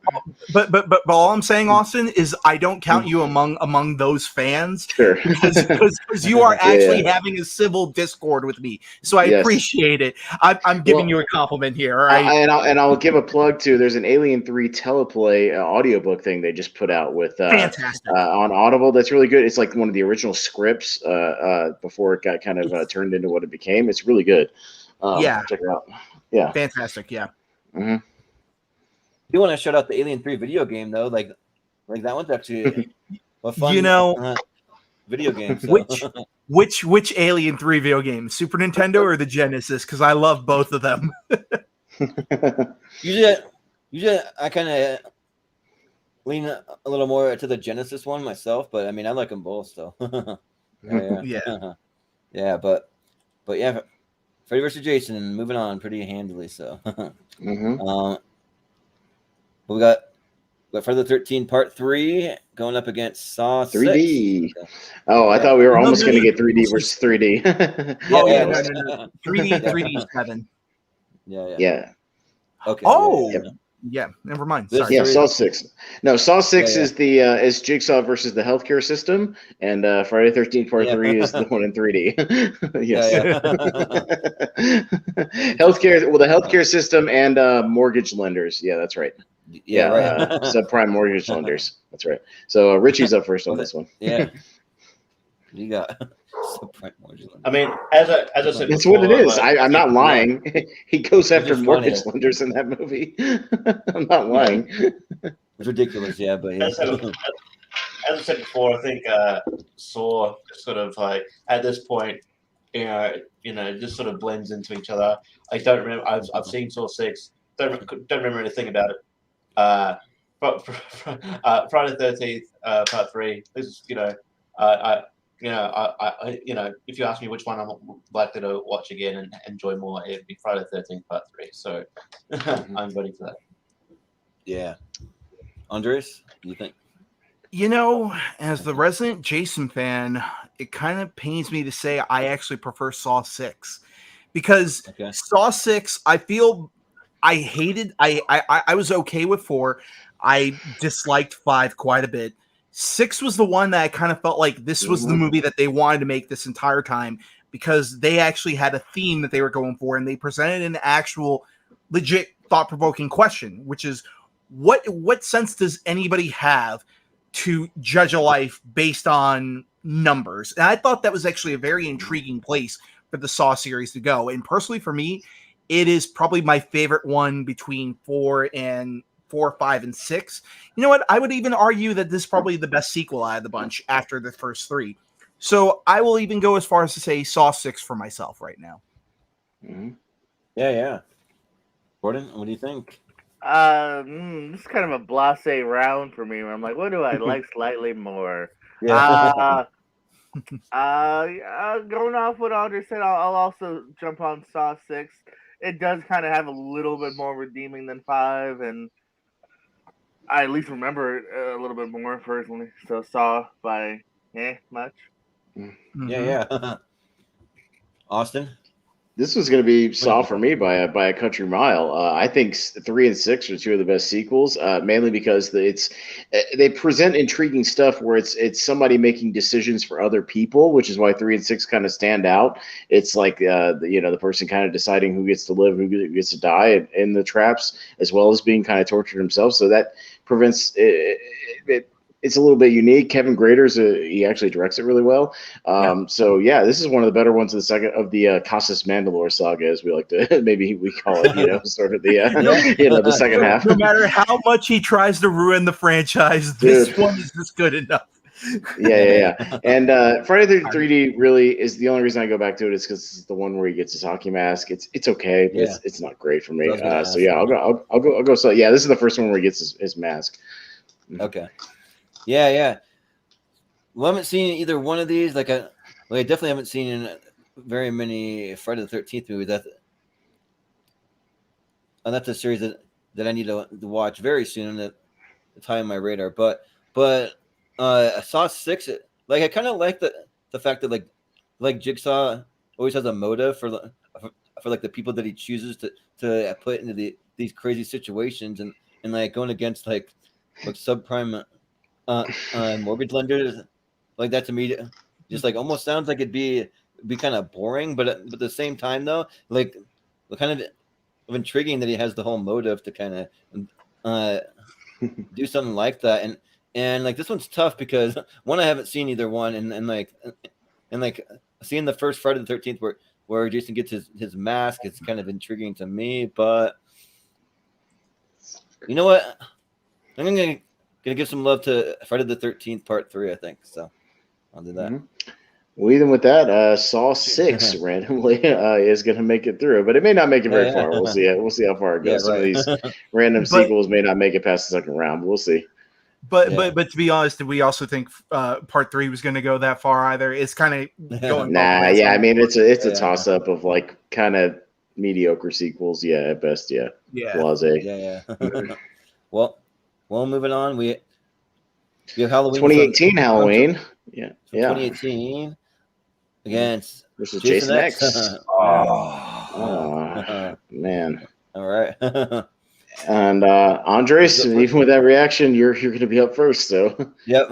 All right. Oh man. All right. Here's the thing. One of them was actually really trying to be a horror film. The other one was trying something completely and utterly different. And as you could probably see right behind me, I love cybernetic stuff. I love any of that stuff. And like, honestly, ultimately, at the end of the day, Jason X for me feels like the peanut butter and jelly of horror films. Because here's the thing. The peanut butter is the amazing cybernetic stuff. And the jelly is the horror Friday the 13th stuff. But ultimately, at the end of the day, when you put them together, that's what you feed a 5-year-old. So I'm just going to go with Halloween because personally, I think Halloween is great. Where they take Laurie Strode is fantastic. I like both of them really much a lot, but I will have to give the slight edge to Halloween 2018. Yeah. Jordan, what do you think? I'll second the vote for Halloween here as well. I really like where they went with Jamie Lee Curtis. She's fantastic in this. You know, the struggle she's been through throughout these years. Great theater experience. I've liked it a little bit less over time, maybe too much picking it apart. But I thought it was a really fun movie. I'm looking forward to the sequel here in a couple of weeks. So, I'm going to go Halloween as well. Jason X, it's good, but Halloween definitely for me, it stands out more. And here's the thing. I love Jason X too, and it's just... Yeah, it's a tough call, but Austin, what do you think? Yeah, Halloween's a better film, but yeah, I'll at least give some verbal love to Jason X. It's such a guilty pleasure, fun movie. I love the stuff at the beginning where they're like, we've gassed him, we've electrocuted him, we've shot him, we can't kill this guy, we don't know what to do with him, so we're just gonna freeze him, so figure it out later. And I'm like, you can dismember him piece by piece and bury him in concrete, like you could do something like that, but okay, I guess you can't figure out anything what to do. Okay, whatever. Sure. Anyways, but Halloween 2018 is a better film. I don't like that they disregard Halloween 2, the original one. I don't like that. But still, it's still a good film. So I'll go Halloween. Yeah, and I've never seen Jason X, but I kind of want to. Like, it intrigues me all the cybernetic stuff, But you get Uber. He's literally built as Uber Jason. Yeah, Uber Jason, and I will say that this is also another. Jason X is a love letter to anyone that's loved the Friday movies. Everything you could possibly want is in the film. So you kind of have to, Jordan. You would have to kind of go through the series to appreciate the stuff they do at the end of Jason X with like the hologram stuff. Like you'll when you see it, you'll know what we're talking about. But you would have to watch those to kind of appreciate that. We love premarital sex. Sex, yeah. Want to do some drugs and have some premarital sex? Well, was the 10th movie in the franchise. I might just make it by next Halloween. Maybe we'll see. But Halloween's awesome. I think that the title was like pretty lazy. It's like, what's the sequel to Halloween? I hate that. It's like and really the new Scream is called stupid. Scream. Blah. Yeah, it's called Stop. Stupid. Yeah. Stop Hey, this shit. Do you prefer Scream or do you prefer 5 Cream? All right. Yeah. There Right. you go. Yeah. Right. Well, it's and even right worse. now. Hey, do you like Candyman? We'll make a sequel called Candyman. Like, fuck you. Stop this bullshit. Like, it's like, just, really, stop it. Both Jason Blum movies, by the way, too, guys. Okay. Yeah, knock this shit off. Yeah. So, we but just despite hate that, subtitles evidently.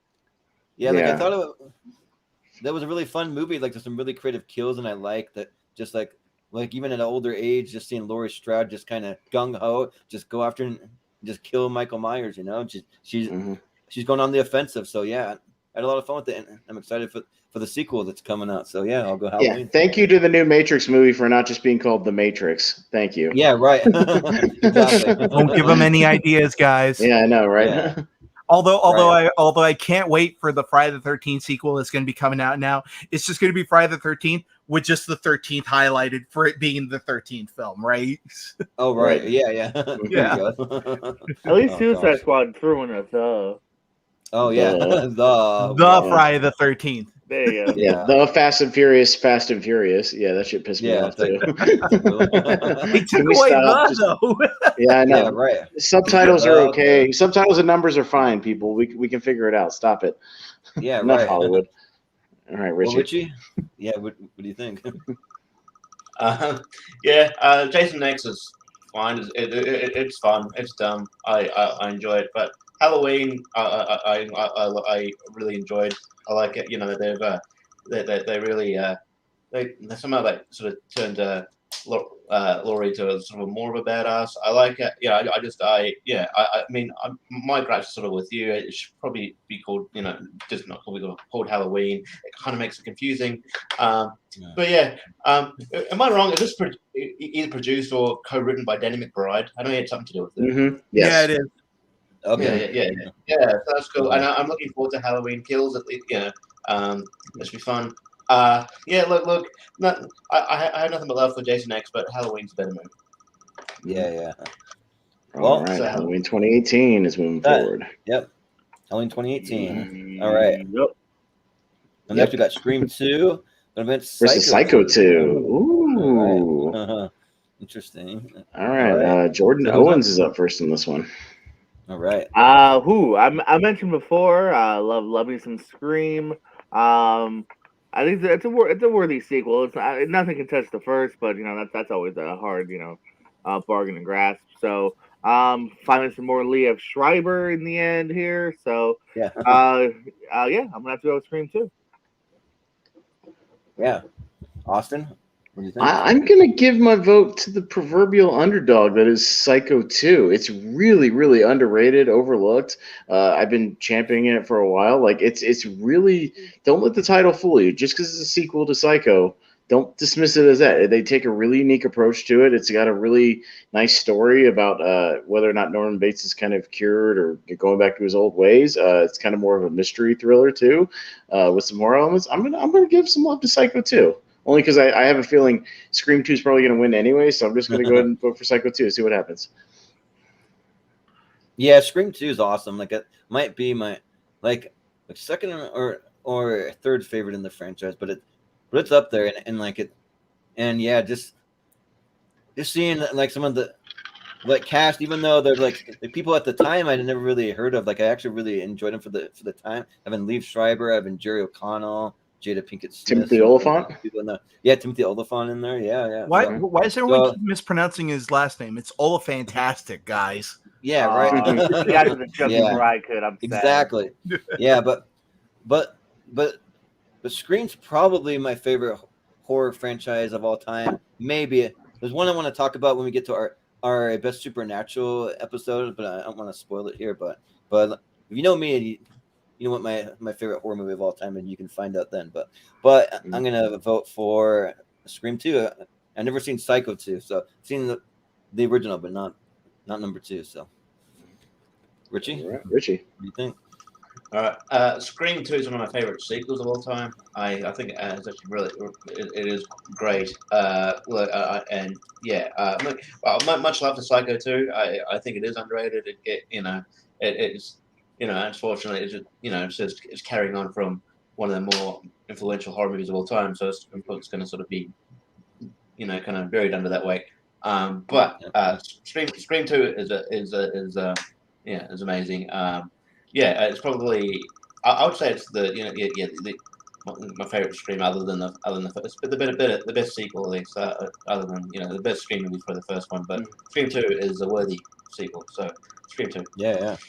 Mm-hmm. Andres, what do you think? I really like Psycho 2 quite a bit. I'm gonna have to give the edge to Scream 2 for only one reason, and her name is Debbie Salt. Yeah. Just that over the top performance at the very end. Debbie Salt doesn't exist. Is that a disparaging remark you said about my son, about my Billy? I'm like, oh, she's so untethered at that end, and I freaking love it so much.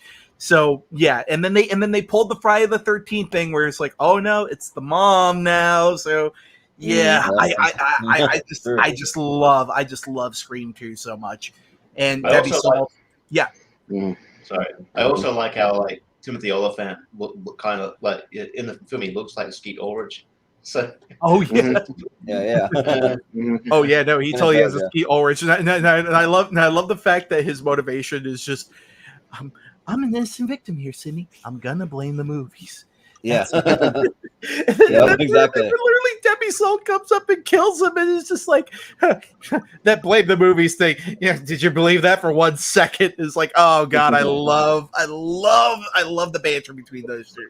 Anyways, Yeah. Scream 2. Such good writing for that. I do love Randy's back and forth on the phone in the bar. You want to play with the big boys, Manson, Bundy, all that stuff is a lot of fun. Yeah. Well, with that, Scream 2. Moving on. So, all right. And up next, we got Aliens going up against Nightmare 4. Thank God. I thought I was going up against Dream Warriors for a second. Yeah. That was a close one. Yeah. So, well, and just for anybody who doesn't know, Nightmare 4 is the one directed by Rennie Harlan.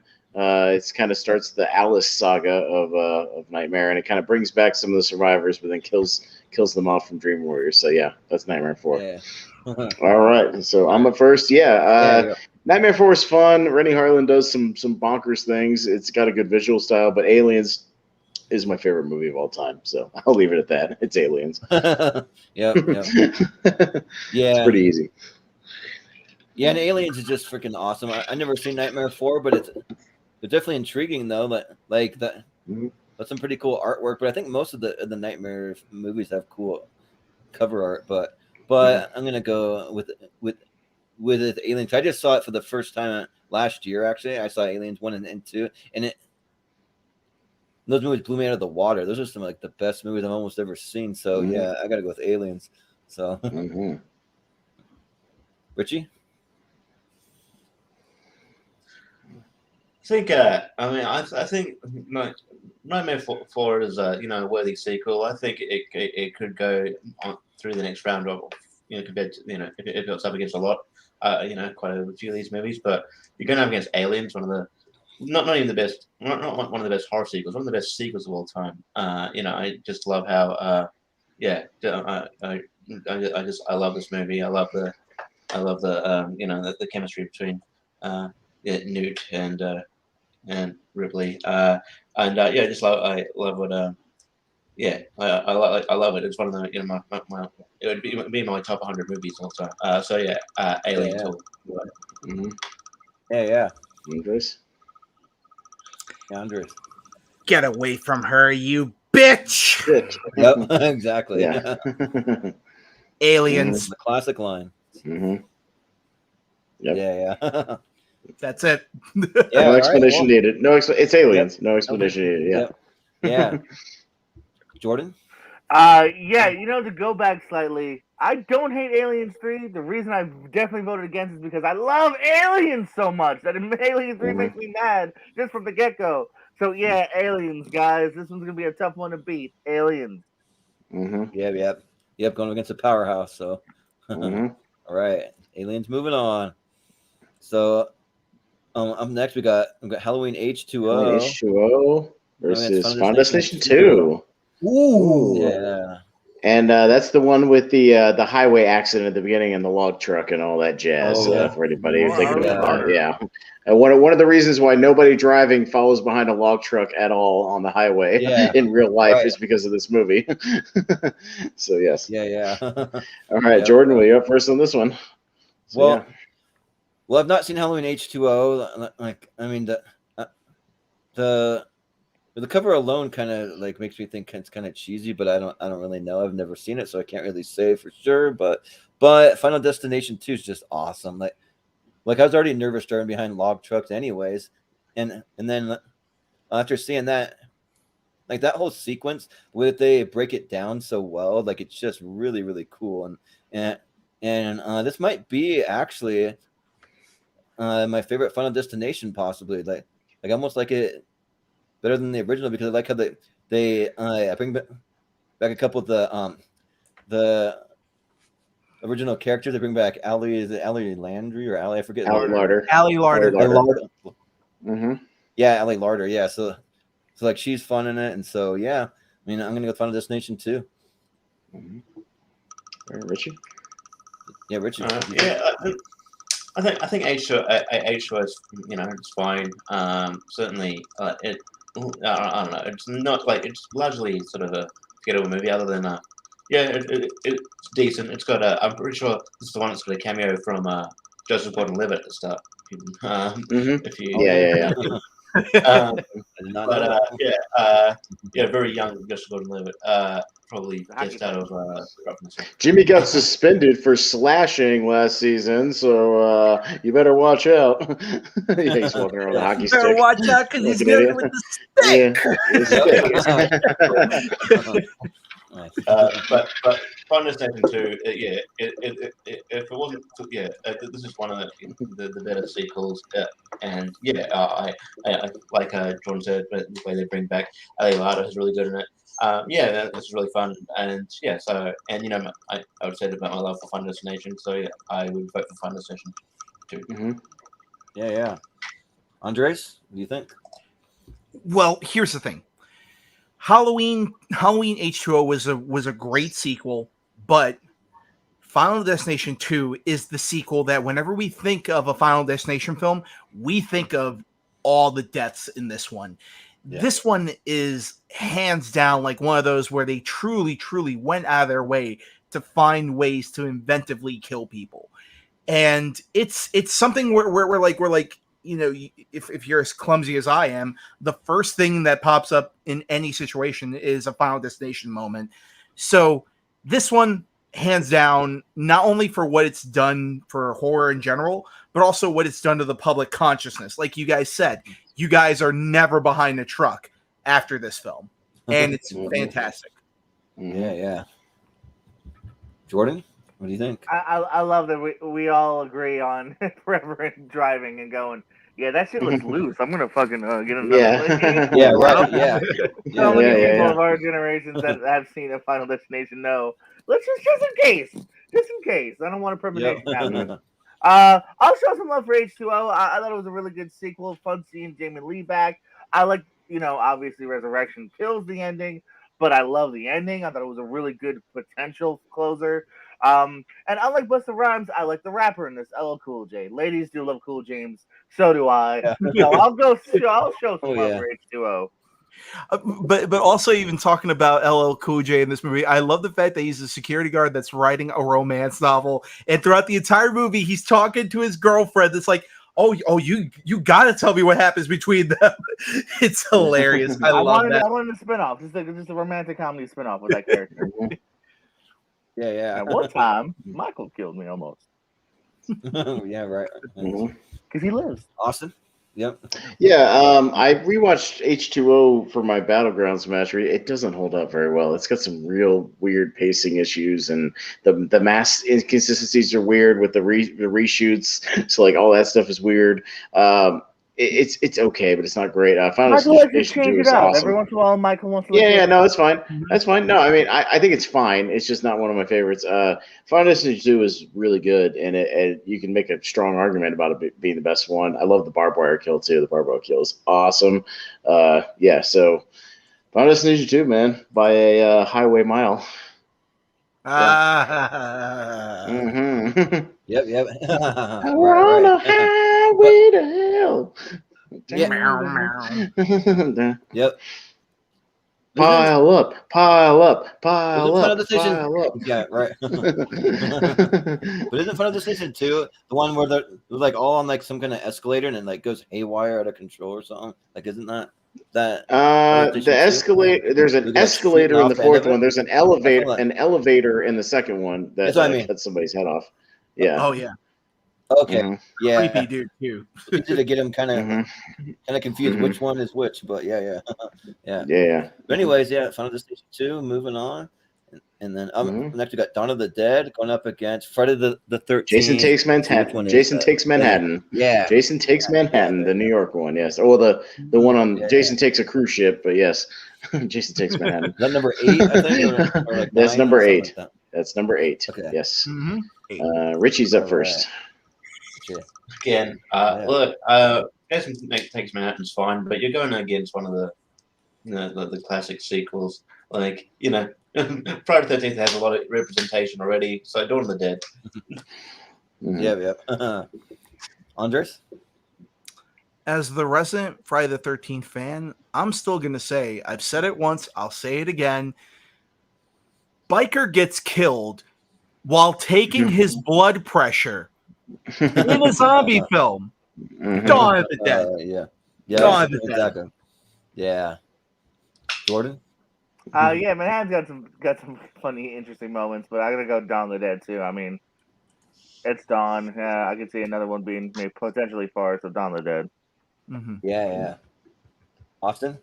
Yeah, I said my piece on our 70s show just a few nights ago about why Dawn of the Dead is an S-level superior film, so I'll keep it short. If Jason Takes Manhattan had been able to do what they originally wanted to do in the script, all the big spots with Madison Square Garden and the Statue of Liberty and the Empire State Building and all that, maybe you could have a shot, but given the fact that it's more like Jason Takes a Boat, it's not going to hold a candle to Dawn of the Dead. Yeah. So yeah, Dawn of the Dead. And also as a New Yorker or a former New Yorker myself, it's so clearly Toronto. Well, yeah, I mean, they did get the very iconic shot in Times Square. The spin around is great. That's a great shot for the series, but it's like the one thing that's like, okay, and then it's back to Toronto. Yeah, for sure. Yeah, like just from everything that I've heard about Jason Takes Manhattan, it's just kind of like he's not really like in Manhattan for much of the movie, and like Dawn of the Dead's awesome. It's just a lot of fun, just seeing them all in that giant shopping mall, just utilizing everything that they can, and like just the way that it's set up too, like it's just really really cool, and like even like look at the zombies. Like some people like say that they look kind of cheesy, but I think they actually look kind of cool for like one of the earlier zombie movies from the 70s. Just like they look kind of like a gray, kind of weird, kind of skin tone to them. They don't look like you're more modern zombies, but like back then that was like one of the best that they had in my opinion. So yeah, I'm gonna go Dawn of the Dead. All right, well, clean sweep for Dawn and George A. Romero. Yeah. Dawn of the Dead. All right, so up next we got Halloween 5, the Revenge of Michael Myers. Yeah. Yes, versus Scream Scream 3. All right. So who's up first? A battle of potentially the two worst in each series. So yeah, you can make an argument for it. Yeah. Well, All right, so Andres is up first on this one. Okay, having rewatched Halloween 5 as of recently, and also having watched Scream 3, oh goodness, Halloween 5 just kind of really doesn't hold up nearly as well as I hoped it would. No, making Jamie Lloyd silent throughout the entire film, and then really the movie only comes together for me in the last 20 minutes, where Jamie Lloyd is in the laundry chute and Michael's trying to get up to her and stuff like that. Like, that's a truly amazing sequence. However, that's just one part of an hour and a half film that kind of just doesn't hold up. Also, The Mask in 5, worst one out of the entire bunch. The absolute worst. By a mile.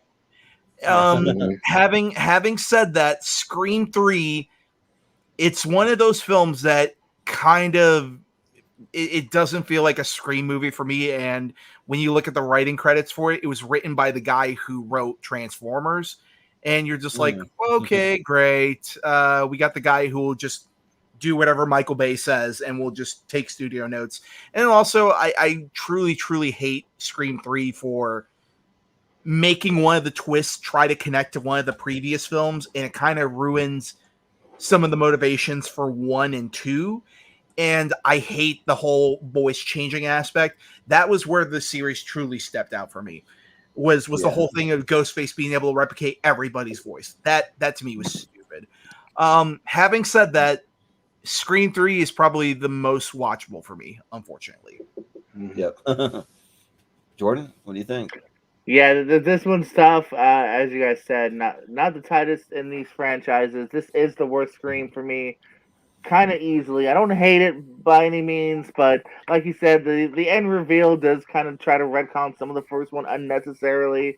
Don't love Scott Foley as the killer. I just feel like we didn't really care enough. Good opener with Leave though. I like the how Gail and Dewey end up though. Yeah, it's a mixed bag. 5 also, like you guys said, has the worst mask. So kind of just because I'm a Scream guy, I think it's still watchable. So yeah, like begrudgingly in a weird way, Scream 3 by a little bit. Yeah. Austin? There's no way that little Scott Foley's overtaking massive Liev Schreiber. That's where I kind of like that scene. I'm just like, dude, Liev Schreiber would beat the shit out of you. Like, get out of here with that. You know what I mean? Like, like especially when he's armed, like with a golf club. Like, come on, or a poker or whatever he's got. Like, get out of here. Like, Liev would kick the shit out of you. But even then, I'm not a super hater of Scream 3. Like, I know some people hate it, but like, I think it's fine. But it's certainly better than Halloween 5. Halloween 5 is just boring. Too many fake out scares and just like stuff that just doesn't go anywhere. So I'll go Scream 3 just because Halloween 5 is boring. I think even David Arquette would kick the shit out of Scott Foley. Yeah. Honestly. Like especially David Arquette now. Have you guys seen how jacked he is? Oh yeah. Yeah, right. So like for the pro wrestler, David Arquette. The dude's a wrestler. WCW champion David Arquette. Yes. Yeah, right. Oh God, why'd you have to remind me of that? Shout out to watch the documentary. You Cannot Kill David Arquette. You'll get a yeah. I will say that's a great documentary, but I can only watch that once because it's so hard to watch at points. Yeah. Only because you don't want someone going through that much pain ever in their lives, especially what happens at the end. So great documentary though. Crazy, yeah. But I've never seen Halloween 5, and by the sounds of it, like it might be like one of the last I might check out in this series, maybe. But yeah, Scream 3, like I think that it's watchable, but yeah, the voice changing thing really gets to me too, and then also just like how they kind of retcon some stuff. Yeah, it's just not the like best one, but it's still fine for me. So also because I'm a massive Scream fan, I'll vote for it. So Scream 3. Mm-hmm. Okay. Richie, did you vote? Yeah, no, I haven't. Okay. Scream 3, I think, tries to be New Nightmare, but New Nightmare does better. I like the meta-ness with like, it's the actors from the franchise getting killed, but yeah, it's just trying to be New Nightmare. Yeah. But that's the thing said, I don't hate it as much as other people. I don't really like the killer reveal, Scott Foley.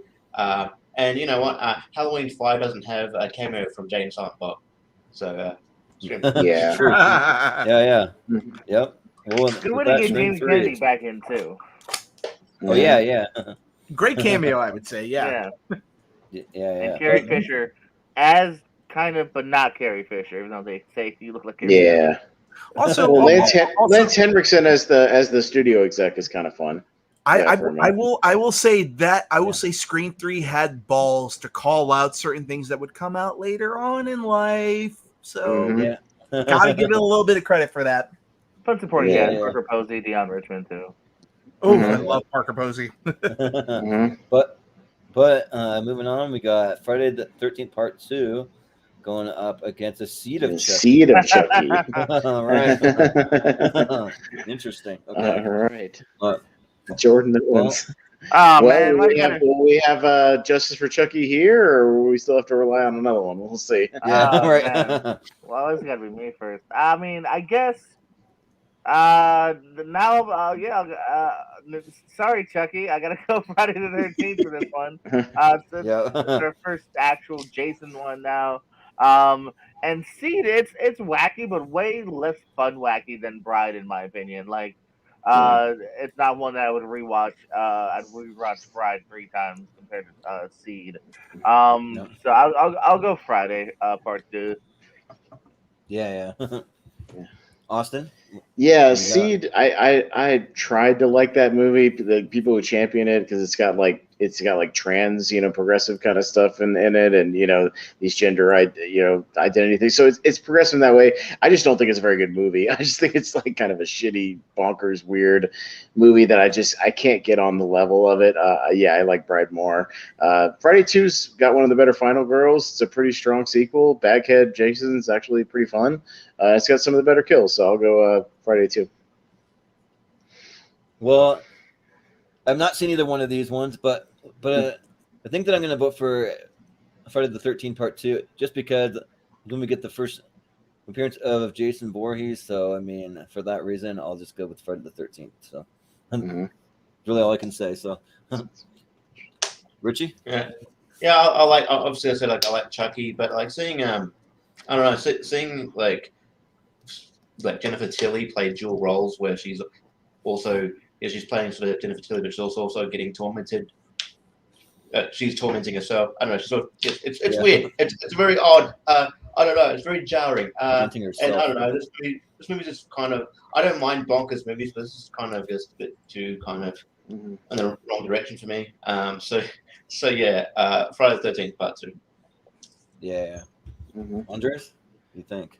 Seed of Chucky is one of those weird movies that I remember. This was actually the very first R-rated movie I went to go see after I turned 17. And sorry, as a giant, as a giant Chucky fan, it's one of those that I actually liked when I first saw it. And I've only gotten more and more of an appreciation for it as time has gone on. Like, with the trans rights stuff, I think is incredible in the movie. I think when you view the movie more as a comedy, parodying family dramas like Ordinary People, or just even like Dead Poet Society to a certain extent and all that other stuff, like it works. It absolutely works. However, is that what I want in a Chucky movie? Not necessarily. But I will have to give some shout outs for Seed of Chucky, but between an okay sequel in between the sequel that gave us the iconic nature of Jason and gave us amazing kills, like when he stabs a couple right through the bed. I thought that was fantastic. I mean, I'm sorry. This is one of those that might get me canceled, but the wheelchair death still gets me to this day. Quite a bit. But also, there's something to Baghead Deliverance Jason that's just so terrifying as well. So, of course, I'm going to go Friday the 13th on this. Yeah, we all love that hockey mask, but the bag does work. Especially the bag in the remake. I thought the freaking skin tight bag looked freaking terrifying. As a fellow wheelchair user, you're fine, man. I'm not counting. Well, horror movies have a tendency to they don't care. They just kill the wheelchair, like the original Texas Chainsaw does it too. So it's just like, you don't want to be stuck in a horror movie in a wheelchair. You're probably going to die, unfortunately. So it's just bad luck. Unfortunately, but fortunately, Friday the 13th Part 2 moved on. So so up next we got Saw 3D. Is that what it is? The final chapter. The final chapter. Saw 3D versus George A. Romero's Day of the Dead. All right. And I'm up first. All right. The final chapter sucks as far as Saw goes. That's one of the weakest movies. It stunk. We were kind of promised Carrie Owens having a decent role in it, and he's in it for like 5 minutes, which stinks. A lot of the wrap-ups are bad. The kills aren't particularly good. Day of the Dead, I've grown a real big appreciation for over the years. I don't think it's better than Dawn, but I love the human element of everybody turning on each other in that bunker, and it's got some phenomenal gore effects, especially near the end of the movie. So I'll go Day of the Dead. Yeah. I'm gonna go with Day of the Dead. Also, I thought there was a lot of fun, seeing the like Bub, they call him, I think, the one. Yeah, Bub is fun.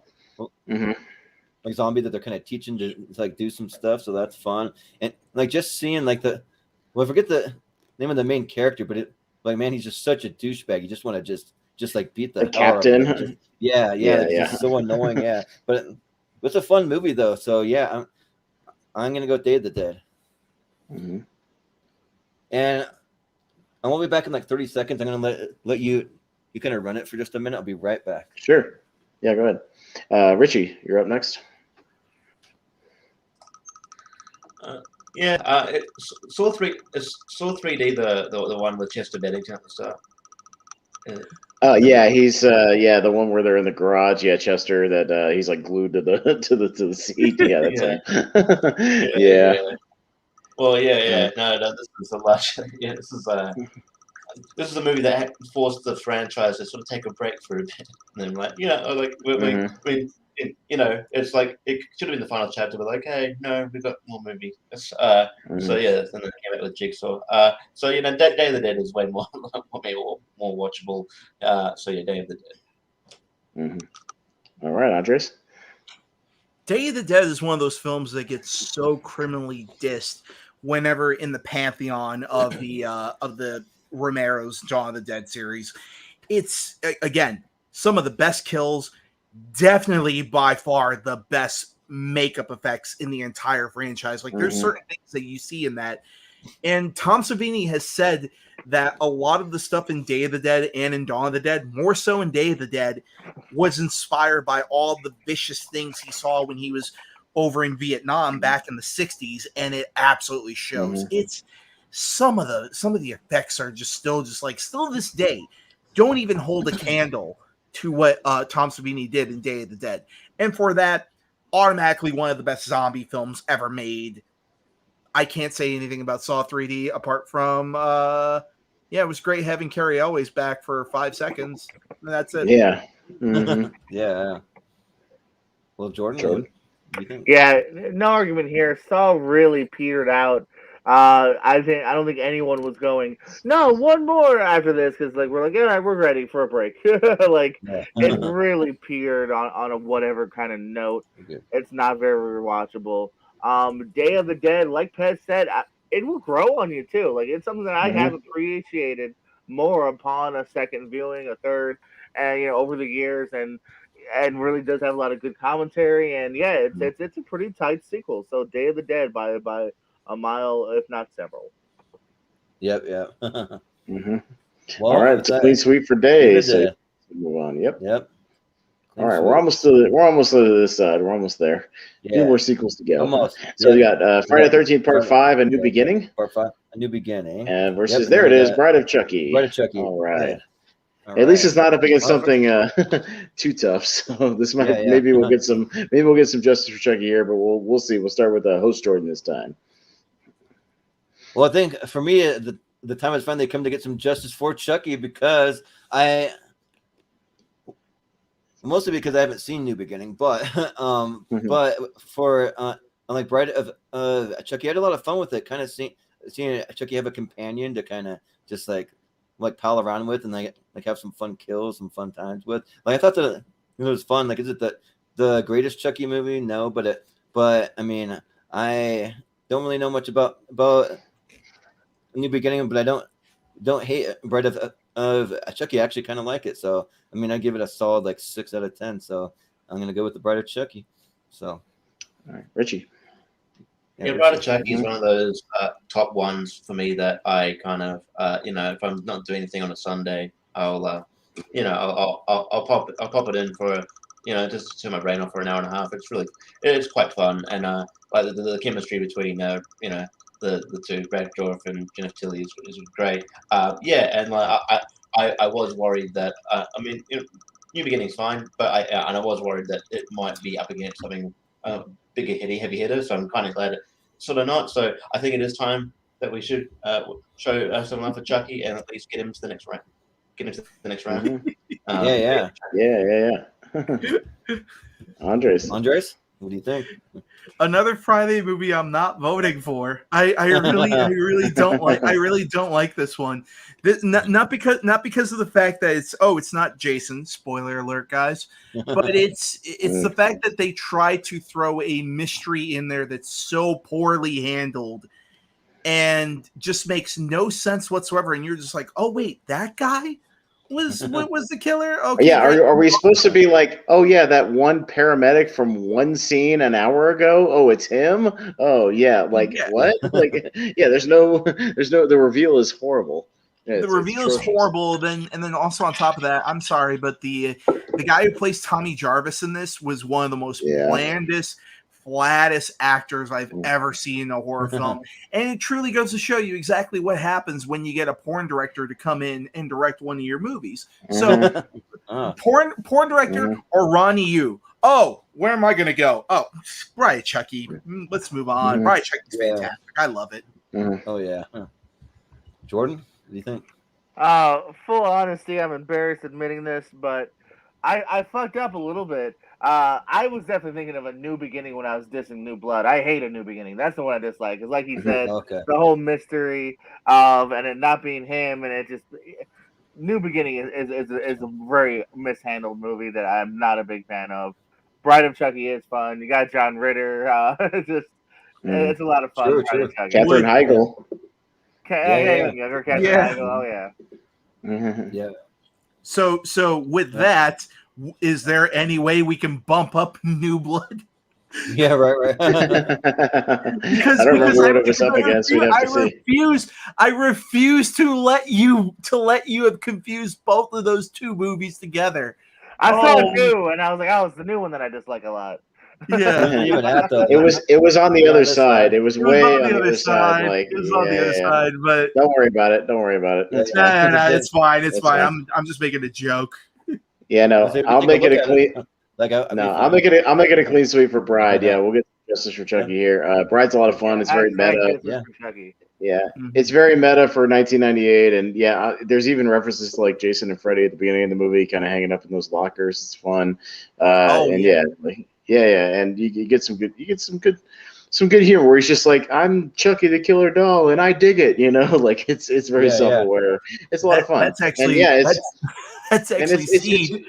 It's Ronnie Yu, the director of Freddy vs. Jason. He knows how to make a stylish-looking, fun movie. So Bride. And like seeing how Chucky finally kills Jennifer Tilly in the bathtub there, and so obviously she's going to become his new bride. So so I had fun with it. Yeah. And she's watching Bride of Frankenstein, a movie that got knocked out of the top while she's doing it. Yeah. Which I do love the very moment that she wakes up, how pissed she is to be a doll. I just love it. Who wouldn't be at first? Yeah. Yeah, who wouldn't be? Yeah, but coming up next we got there it is, Dream Warriors. The Nightmare 3 Dream Warriors going up against Nightmare 2. Nightmare 2. Oh, I had a feeling this might happen. I was like, where those two haven't showed up yet. Yeah. So Nightmare 2, Freddy's Revenge, and Dream Warriors. I think Richie had to run to the restroom real quick too. So we'll come back to him. We'll start with Andre, and we'll come back to him. Andres. Yeah. You know. Oh, there he is. He's back. We'll let him go. He's back. All right, let's go with Richie. He's back. Hey, Richie, you're up first on this one. We got Nightmare 3 Dream Warriors against Nightmare 2 Freddy's Revenge. Yeah. All right, there it is. What are you going to go for? You with us? All right. I think it comes down to rewatchability. I like Nightmare 2, but I think Dream Warriors is one of my favorite sequels, so I'm going to go Dream Warriors. All right. Yeah. Andres? What do you think? You know, in my dreams, I'm beautiful. And bad. I mean, I am the wizard master, guys. Come on, and then just one of my all-time favorite kills in any Freddy movie. Come on, we're very alike. Let's go. And then when he stabs her, you clearly see him miss, and he tries to adjust, and it's hilarious. I love this movie. Yeah. Part 3. Yep. Gordon, what do you think? So far, clean sweep, man. I don't love part 2. I was a little bit of a letdown. But three rises right back up, so I'm gonna go with 3. Yeah. Austin. If we were voting for which one's the most popular in Europe because of its gay themes, Nightmare 2 would be the winner because it's become very popular in Yeah. Europe. Europe, yeah. And yeah, it's other. But no, Dream Warriors is my favorite of the series. I love Dream Warriors to pieces. It's so rewatchable. It's so much fun. Yeah, I'll keep it short and say Dream Warriors all the way. Yeah, and I gotta go with Dream Warriors too. Just like seeing them all. Like all the characters get superpowers. I mean, come on, like that's like a lot of fun. And then just seeing some of the like creative things that they have Freddy do, some of the like kills, like through the TV or like with the little like syringe, the marionette, all that stuff. The marionette is my favorite. It's that creeps me out every time. Every time I see it, it makes me cringe. Mine too, absolutely. It's so good.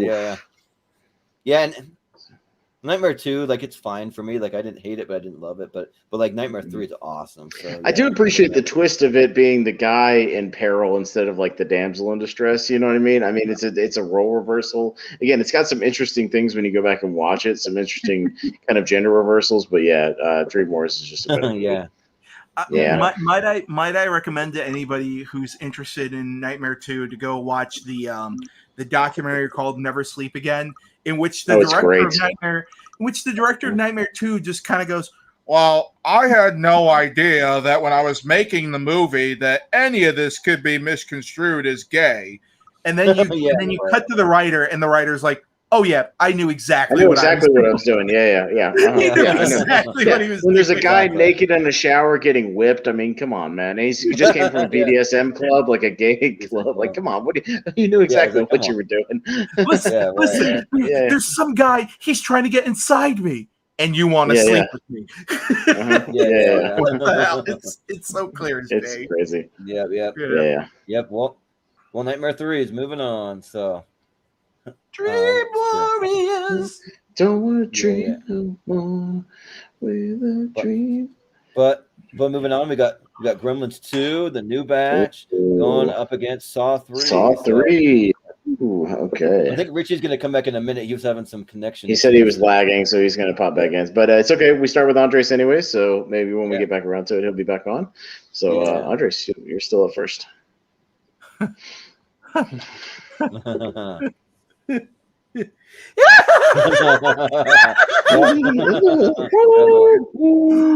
my god! Just again, one of my favorite characters in anything. Daffy the fucking Mogwai. I mean, just who comes up with that? Yeah, that's awesome. Oh my goodness! And Gremlins 2, one of my all-time favorite movie-going experiences was seeing Gremlins 1 and Gremlins 2 back to back at the New Beverly Cinema in 35 millimeter, and the moment when the Gremlins break the film and start doing the pranks on the screen plays so incredibly well in a theater. Gremlins 2 is in my top 10 favorite movies of all time. I absolutely love it, hands down. You know, if anyone votes against it, are you going to stand up to the Hulkster? Sorry. Hulkster, yeah. So good, yeah. Gremlins 2. All right. Yeah. All right, Jordan. Yeah. Well, let me tell you something, brother. Okay, guys, you better run the rest of Gremlins 2. When people go to a movie, they expect cold sodas, hot popcorn. Right. I just love that part where he's like, it's so good. I do want to show some love to Saw 3. I think it's a very worthy sequel. It surprised me because I thought I feel like at first the word of mouth was kind of whatever, but I thought it was worthy and it got me excited for 4. But yeah, Gremlins 2 is batshit and interesting and yeah. So let's go. Let's show some love to Gremlins 2. It'll get my vote as well. I fear voting against it at this point. So yeah, right. Austin. No, I'm not voting against Gremlins 2. It was in when we did our top 64 movies. It's in my top 64 movies. I love Gremlins 2. Like Gremlins 2 is so amazing. Great sight gags. John Glover is so great as kind of the mogul, crazy dude. Like, he's so fun. I mean, you got Christopher Lee, and then like the twins from Terminator 2 and the lab, just having a lot of fun. All the different Gremlins that they bust out. Leonard Maltin cameo. I mean, you name it. I could go on and on about Gremlins 2. It's so much fun. It's just so much fun. So many great gags. It just holds up, like all the different crazy stuff in the movie. So it's fun every time. Yeah, Gremlins 2, definitely. Yeah. Like for me, like it's just hard to vote against any Joe Dante movie. Like he's just awesome as a director, and I haven't seen I hadn't seen Gremlins 2 since the 90s when I was a kid, and I put it on earlier this week, and man, like, but that movie still holds up great. That movie was just awesome. I was having so much fun watching that, and like all the little things, like it's like every time that you watch it, you like catch something new every single time. There's so many like sight gags and like so many things where they're like playing with like Gremlins Legos and like just like all these random things, and like even the like cheesiest moments, seeing the like Gremlin dressed up as a prostitute too, still makes me laugh every single time. So yeah, Greta, Greta, yep. So also, I like how they make the like head of the like TV network not like a total douchebag. They have the guy who was in Star Trek Deep Space Nine, like Robert Picardo, like he was the douchebag, but the guy who was actually in charge actually in the end was kind of a nice guy. So yeah, I got to go Gremlins 2 all the way though. Yeah. Richie. Yeah. We had Joe. I think Joe Dante didn't want to make a sequel to Gremlins, and it was like he was protesting against it. So he was just like he's like, screw it, this is what you get, and then sort of the whole meta-ness of everything. I did a couple of months ago. I was on an episode of Rankin on Formula Media, and we were listing like top horror sequels, and I'm like, look, if other movies get on the list, don't get on the list, that's fine. But Gremlins 2 needs to be on here. I will champion that. Gremlins 2 was just so much fun, and the Hulk Hogan thing again. That was so ridiculous. But yeah, this is what you sort of this is Joe Dante. This is just Joe Dante going, you know what, fuck it, this is what. It kind of seemed like you were gonna go Saw 3 there for a second. No. Saw 3 is, it's good, and like if it was up against a lot of other films, I would say it should move on, but it's just the way it landed. I can't not vote for Gremlins 2. Yeah. I want a real Microwave with Marge show. Some use a dash. Yes. I use a lot. These bologna and bean dips are so easy when friends are coming over. It's so great. So good. The tuna noodle casserole. She's just drunk. They're putting the pots in the microwave. No, you can't do that. All right, we made it, guys. Did we make it? We made it to the second. Made it to the second round, but I wanted to give a shout out for Gremlins 2. The guy who like plays the like old like grandpa vampire guy. He's great too. Oh yeah, he's great. He's like. Like still going through it, even though there's like complete and total chaos. He's still on the air doing his thing or whatever, All right, so now we're at the 2.5 hour mark, and just to make sure we don't go too long, now that we've kind of gotten our pleasantries out of all the movies and kind of set our piece, we're definitely gonna hit the gas pedal. So we're gonna hit the gas pedal in these next. These rounds of votes, so probably about 10 seconds or less. So give us a quick vote. And we'll get to a winner here. So it's time to hit kicking it overdrive. So what do we got? We got Final Destination 3. Zoom out just a little bit. Against Jason Lives. Okay. And we're gonna go to Jordan Owens first for this one. Real quick. Let's go quick. Let's go Jason. Jason will live on for me at least.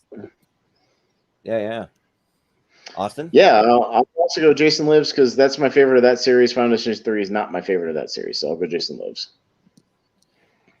Well, I've never seen Jason Lives, but but I've seen Final Destination 3 and I had a lot of fun with it. That's some of my favorite kills in it. So like the roller coaster, obviously, but then like them in the drive-through and like some of those things. So yeah, I'm gonna go with that. Okay. Richie. Yeah, Jason Live's probably going to go through, but I'm gonna send my love to Final Destination 3. Yeah. All right. Andres. Listen, I've seen enough horror films to know that some guy wearing a mask in the middle of the road is never a good idea. Mm-hmm. Jason Lives. Jason Lives. All right. All right. 3-2, but Jason Lives is going to move on. It's close. Yeah. Mm-hmm. So up next we got Curse of Michael Myers. Going up against Halloween 2. Halloween 2. Okay, Halloween 2 versus Halloween 6. And I'm at first. Man, Halloween 2 is the better movie, but man, I've watched Curse way, way more, and I'm much more fascinated by it. So I know it might be sacrilege, but I'm going to vote for Curse, just because I put it on way more. That's all. The only reason. Yeah. Well, never seen either one, and I have seen some Halloween movies sporadically, but I haven't seen either one. But you know what? For you, Austin, I'm going to go with The Curse of Michael Myers. All right. Why not? Yeah. Richie? No, that's crazy. Look. I know it's crazy. I know. But look, my apologies to Paul Stephen Rudd, but it's Halloween 2. Yeah. All right. Yeah. Andres? With a syringe in the eyeball, it's Halloween 2. Yeah. Jordan? I think. Halloween 2, man. Yeah. Yeah. No, I'm fully aware that my obsession with Curse is unhealthy. Like, I'm fully aware of that. I like Curse of Michael Myers quite a bit too. I love the score for it actually. So yeah. Mm-hmm. Shout out to the producer's cut as well too. Yeah, it's good. Yeah, but up next we got 28 weeks later. And that's Army of Darkness. Right. Ooh, this could be a little tough. All right, and movies. Jordan above me, host Jordan, you're up first on this one. Well, this was legitimately tough for me because I think that the 28 Weeks Later is definitely the scarier movie for me, but I just have so much more fun with the Army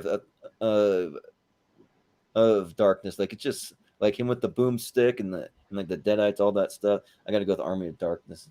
So, Richie? Army of Darkness is a lot of fun, but the better horror movie is 28 Weeks Later.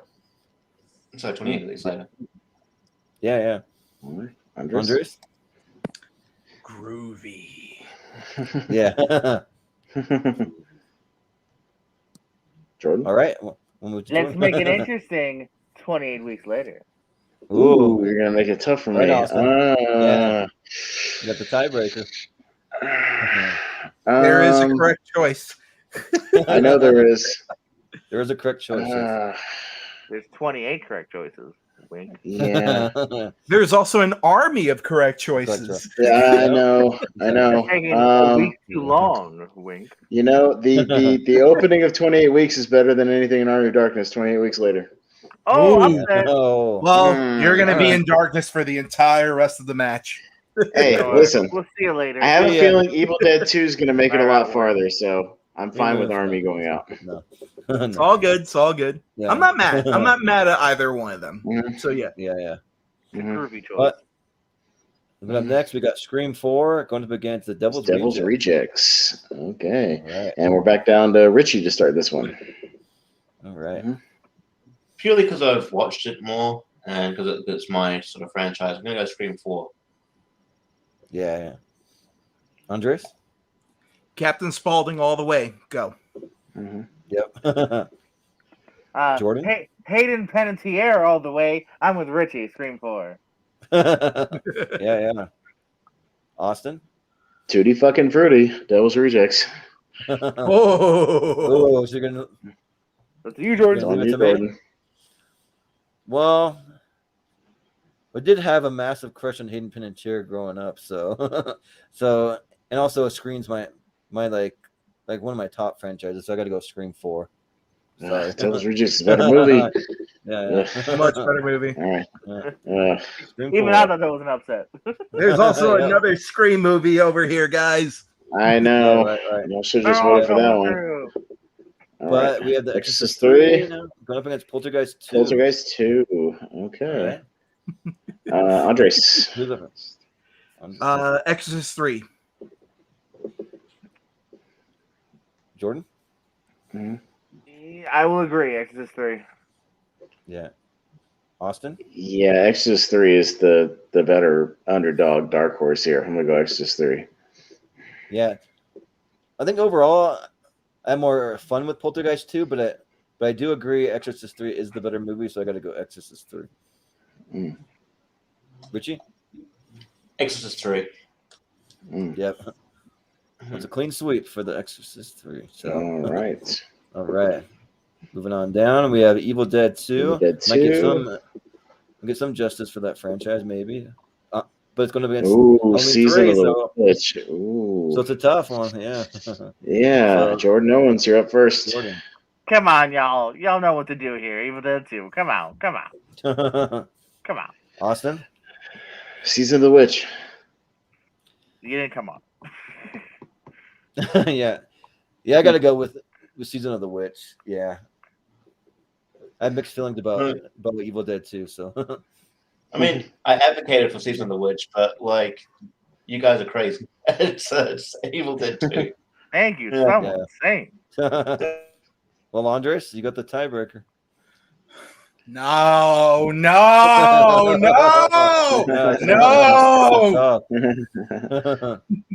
Stop it. Evil Dead 2. Stop it. Yeah. Stop it. Evil Dead. Yeah, of course. All right. Evil Dead. Moving on. All right.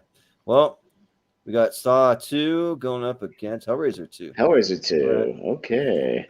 Mhm. All right. And I'm up first on this one. Yeah, you're first. Man, this is tough, man. I really like both these movies. You know what? Just because I've seen it more times, I'll go with Saw 2 and the fact they give Tobin Bell a lot to do. So I'll go with Saw 2 on this one. Yeah. I'll just go with Hellraiser 2 only because it's a movie that actually scares me more. Like that movie still, even to this day, like scares me. So yeah, go with that. Mm-hmm. Richie? Saw 2. Yeah. Andres?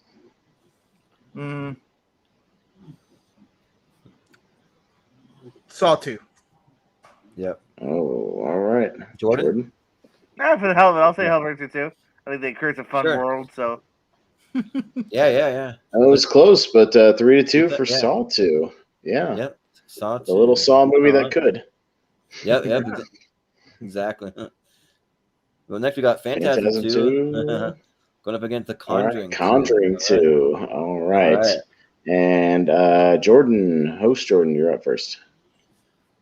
Well, I had a lot of fun watching Phantasm 2 last night before I went to bed, but I'm going to go with The Conjuring 2. There's just so much that I love from that movie that just really blows me away. Like what kind of debate back and forth about like Conjuring 1 or Conjuring 2 better, but I got to go Conjuring 2 for this matchup.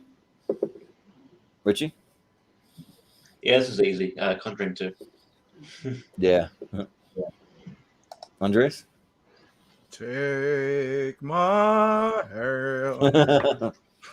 Conjuring 2. Yeah. Jordan? Yeah, Conjuring 2, Access My Life World before, definitely the champion and passed this round, too. Yeah.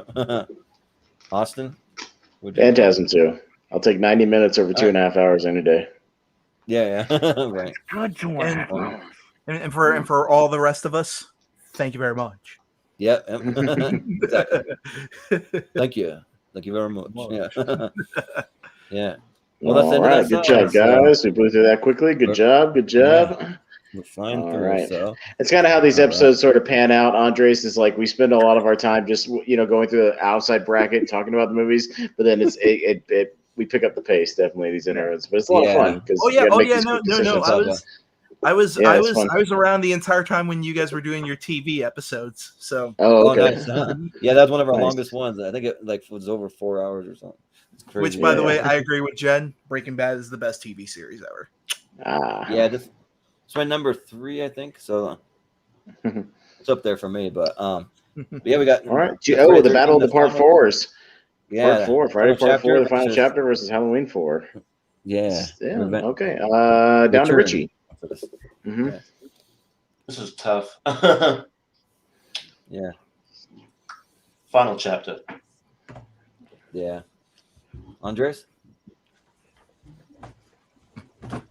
Yeah. The dancing. Yeah. All right. Sounds good. It took me a second. I was like, someone help him. Yeah. He's fast. Yeah, right. Gordon? Yeah, I think the dance won me over. Final chapter. Yeah. Nice. Austin? I'm not upset about Final Chapter movie 4, but I'd vote for Halloween 4. I think that for me, it just comes down to what franchise I'm a little more familiar with and I like a little more. So I got to go with Halloween 4. But even with All that, right. With that, Friday the final 13th. chapter. It is not the final Chapter. chapter for the final chapter. Is a yeah, Blues right. on. It is not. And Halloween 4 will not be returning. Yeah. Yeah. But up next, we got So we got New Nightmare. the New Nightmare going up against Freddy versus Jason. Freddy versus Ooh, Jason. Ooh. interesting. Interesting. Okay. All right. All right. So Who's 2 up first? Freddys. And we've got Andres up first on this one. Let me Alright. handle this bitch. Yeah. Freddy versus Jason. Yeah. I'll go opposite. I'll go New Nightmare. Yeah. Austin? Slightly, I'll go New Nightmare. Yeah. I got to go for New Nightmare, probably by a long shot for me. Like, I wasn't even that big on Freddy versus Jason. So, Richie? Richie? Yeah, New Nightmare. It's way better. Yeah. I knew Nightmare. I knew New Nightmare was gonna win, but I had to give it some. Yeah. I had to give Freddy versus Jason some love. Yeah. Right.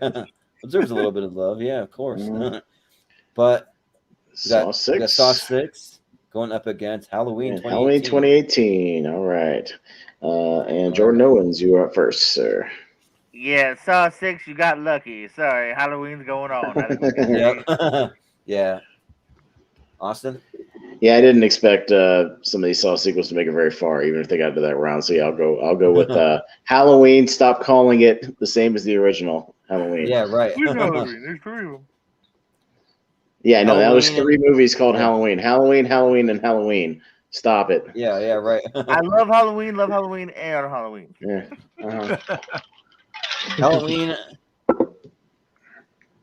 the second sequel in the franchise, kind of, but also kind of like I don't know, the umpteenth in the franchise. So, I'm like that Charlie Day meme yeah. trying to explain Yeah. the timelines of Yeah, the yeah, Halloween right. movies. Well, actually, it's Trying to even explain it, yeah, exactly. technically it's even worse than the actually Texas Chainsaw is worse in its timelines as far as which one's a sequel to which one. Yeah, Just right. wait until you see the new one, guys. It's so Mhm. bad. Yeah. Saw it at a test screening. It's so bad. Oh, really? Oh, dang. Wait, what Oh movie? man. Well, anyways, yeah. About Halloween, so Richie? Richard. Just quickly, I'm sort of glad in a way that you didn't put one of my hated sequels wasn't even on this list. It's the sequel to Rob Zombie's movie, Halloween. Oh 2. yeah. Is Yeah. the Oh, one. yeah. But They're Halloween too. Yeah. I hate that movie with a passion. But yes, I'm more of a Halloween guy, so Halloween. His second Yeah. Halloween is better than his first. Yeah. Andres? Saw 6? No, fuck no. Halloween. Yeah. Yeah, the numbers Halloween, game got to wow. me. I wasn't able to include a few things. Rob Zombie's Halloween 2, like The Fly 2, I had to exclude. With Eric Stoltz. Jaws 3 and 4, stuff like that, just because we only had Yeah. 64 spaces. So if we had about 70 or 75, I still know what you did last summer. Come on. Yeah, right. Yeah, I still know what you did last summer. Actually, Stuff like that. I actually really like that one quite a bit. Yeah. Yeah. Jack Black sell weed as a Jamaican. I What do more do you too. want? Yeah. Brasilia. Yep. But Scream now 2. we got Scream 2 going up against Aliens. Ooh. Aliens. Oh, Ooh. Right. I'm You're up first. Austin, right? Okay. Jordan, you know what I'm voting for. Just put it down. Oh yeah. Scream 2, right? Yeah, exactly right. No, my favorite Yeah. movie. Come on. Yeah. Well, for me, I love Aliens, but sometimes, part of me kind of wonders if it's actually a horror movie and more of an action movie. So I'm gonna go with Scream 2 actually, because it just feels like more of a horror movie to me. So, Richie. Just quickly, I hate that argument. It's absolutely a horror movie. But I look. No. It's probably going to lose, but Scream 2. Yeah. Andres? You know what?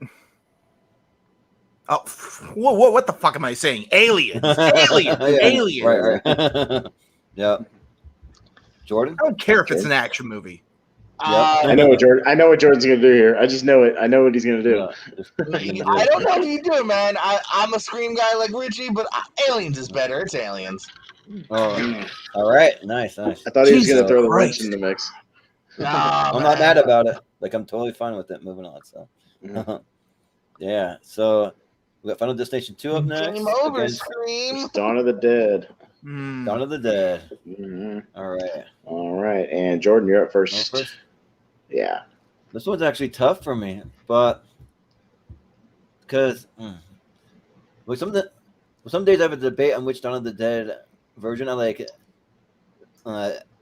better, this or the 2005 one. But I mean, they're both kind of up there for me personally. I know they wouldn't be for everyone, but yeah, I still got to go with Dawn of the Dead. I think because at the end of the day, Final Destination, it does get a little cheesy in some parts. So yeah, I'll go Dawn of the Dead. Richie? Again, probably not going to win, but I'll show some love to Final Destination 2. Yeah. Andres? Dawn of the Dead. Yeah. Jordan? Pez breaking tie. Final Destination 2. Ooh. Okay. All right. I'll do it easily because Dawn of the Dead's in my top 64. So Dawn of the Dead. Yeah. Easily. Yep. Sorry, that's easy. Easy. Final Destination 2 is not. I like Final Destination 2, but it's not my top 64 movies of all time. No. Yeah. Right. Well,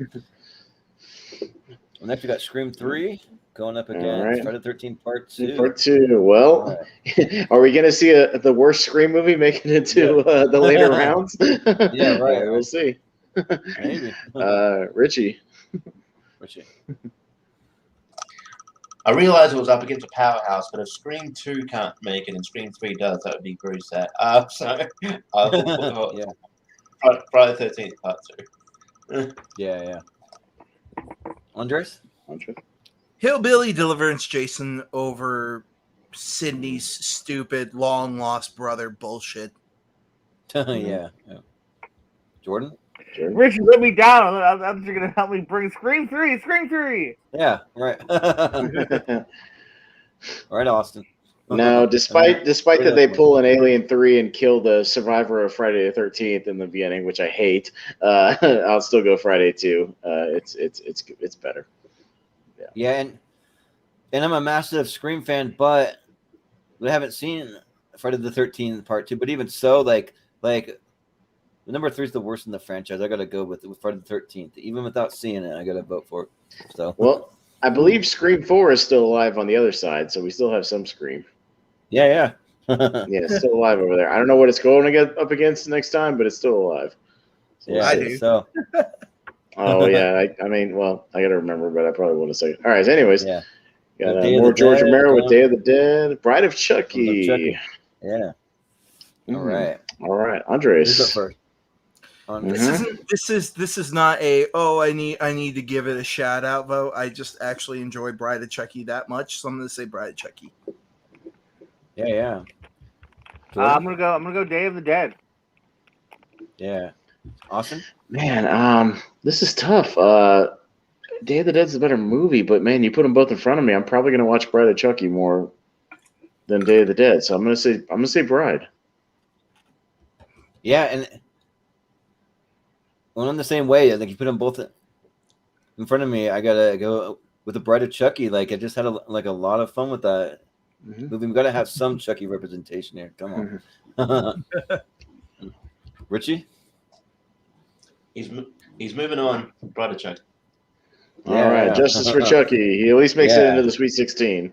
Yeah, justice for Chucky. So Jen, if you're watching, we got some justice for Chucky. Right? I don't know if she still is. There's not a lot of comments still coming in, but she'll at least be happy. He at least made a couple of rounds. We all got to start doing that voodoo chant and get back some viewers, guys. Yeah, right. Dewey, Dembella, give me the power of you. Yeah, right. All right, got Dream Warriors. We got Dream Warriors going against Gremlins 2. Gremlins 2. Oh, shit. Fuck me. Oh, no. Yeah. Damn it. Might be the toughest one so far. Shit. Absolutely. Yeah, this is the toughest one so far. But I'm not up first. Mr. Owens, you're up first. We're coming to you soon, man. This is a toughie. I think we all are kind of in agreement of that. I'm going to go with what's fun. Again, you know, what do I go to first? Gremlins 2. Yeah. Austin? Damn it. I think these are both in my 64 actually, because I love Dream Warriors. I think so. Oh, fuck. Yeah. Damn it.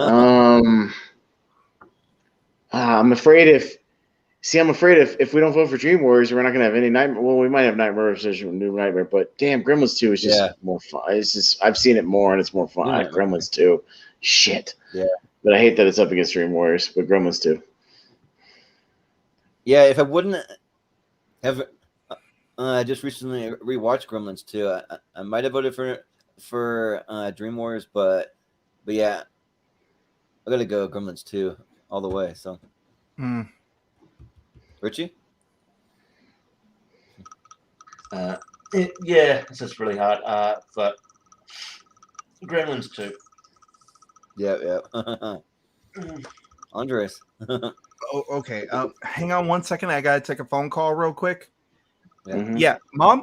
We're gonna need to invest in canned goods and shotguns because Gremlins 2 is moving up ahead.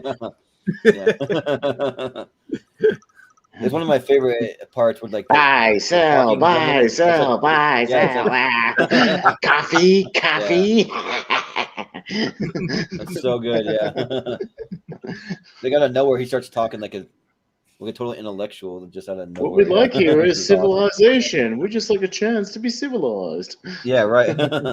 Now, was that civilized? Clearly not. Yeah. That was not civilized. Clearly, Tony not. Randall. Oh my gosh. Yeah, so good. Watch it, don't you? Went on to the Sweet 16, I think. I can get you diseases. Yeah. Zooming out. Like that, wouldn't you? You'd like that, wouldn't you? Like that, wouldn't you? Yeah. All right. All right. Jason Lives versus Halloween 2. Halloween 2. Ooh. All right. All right. This could be tough. All right. I'm up first. Man, this one's tough, but I'm going to go with the one I think is the most fun out of the Friday series. I'm going to go Jason Lives. Yeah. I haven't seen either one, but the one that I'm probably going to watch first, just because I skipped over it and I got to go back to it, is Halloween 2, because I just want to see Jason die like in that movie. So, yeah. Richie? Halloween 2. Yeah. Andres? Yeah, because he's back. He's the man behind the mask. Jason.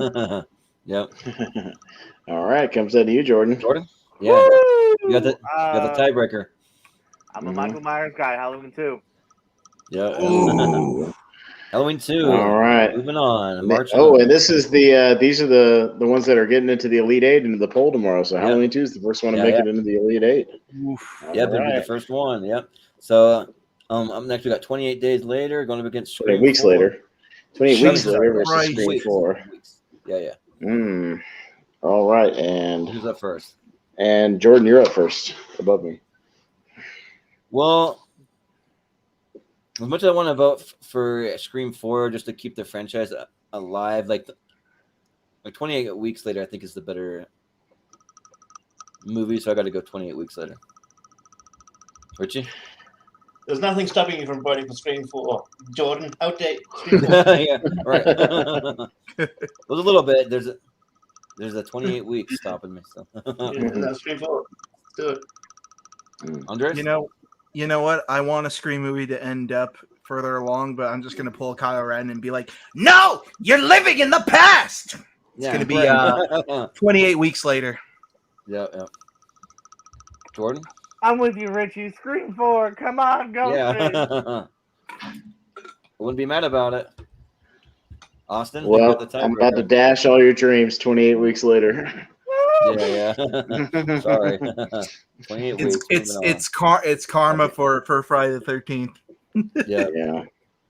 R.I.P. Scream. But it's karma for y'all knocking out Devil's Rejects. Scream 4 taking out Devil's Rejects. F you. Right. 28 weeks later in there. Devil's Rejects is a better movie than all of those. I absolutely agree with you. I did not think that was going to happen. Spite votes. Spite votes. Too many. We need to give shout out votes, right? Mm-hmm. Yeah. Sympathy votes. They happen. It happens. It screws things over. Yeah, but we got Exorcist 3 going up against Evil Dead 2. Evil Dead 2. Is this just a clean sweep, guys? Seriously. All right. You just want to save time? Yeah. All right, back down to Richie. Because I can't think of a universe in which Exorcist 3 wins over Evil Dead 2. Yeah. Wait, it's not going to be this universe. Evil Dead 2. Yeah, right. Evil Dead 2. Andres? Yeah. Evil Dead 2. I would say Exorcist 3, but that's already backfired on me, so Evil Dead 2. You're right. Yeah, I won't go against the grain on this one. I'll say Evil Dead 2. Yeah, even though I have mixed feelings on Evil Dead 2, like Exorcist 3 does get like really slow in a lot of parts of that movie. So I'm gonna go Evil Dead 2. I was about to say, are you about to give Exorcist 3 a pity vote? No. No, even I Shout couldn't out though for making that far. I didn't Yeah. Mm-hmm. Yeah. Right. It's good, but it's time for it to die. Yeah. Then we have I think we got the last bastion of the Saw series, Saw 2, hanging in there against Conjuring 2. The Conjuring 2, yeah. Mm-hmm. So who's up first? This one is Andres. Andres, what you got? I'm going to go for the actual James Wan movie, not the proto James Wan movie. So Conjuring 2. Yeah. Right. Listen, Pez, I don't care how much longer Conjuring 2 is compared to Saw 2. Conjuring 2 is better. Conjuring 2. Yes, exactly. Austin? It may be better quality, man, but I'd rather watch fucking Saw 2 and be done and move on with my life than spend my whole afternoon trying to get through Conjuring 2. Saw 2. Well, The Conjuring 2 might drag for you, but for me, it flies by. That didn't even feel like 2.5 hours for me. I think it's awesome. So I got to go with 4 times.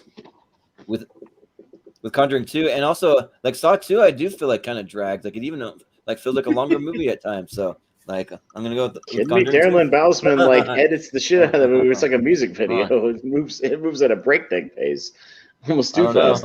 Yeah, but Richie. So it's James Wan versus James Wan. Good old Australian. Yeah, kind of. Good old Australian. So either way, I'll win. But length aside, I'm going to have to go Conjuring 2. Yep.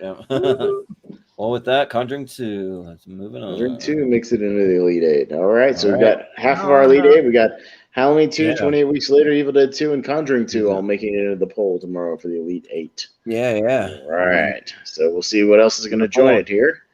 We got Friday the 13th, the final chapter. Final chapter versus New Nightmare. Freddy versus Jason. Here we go. All right, so it's could be a last stand. Well, this is kind of a last stand for both franchises, I believe. So we'll see which one makes it into the Elite 8. Freddy versus Jason? Yeah, and it's a battle to see who makes it into the poll out of the two, because it's the last for each of the franchises, I believe.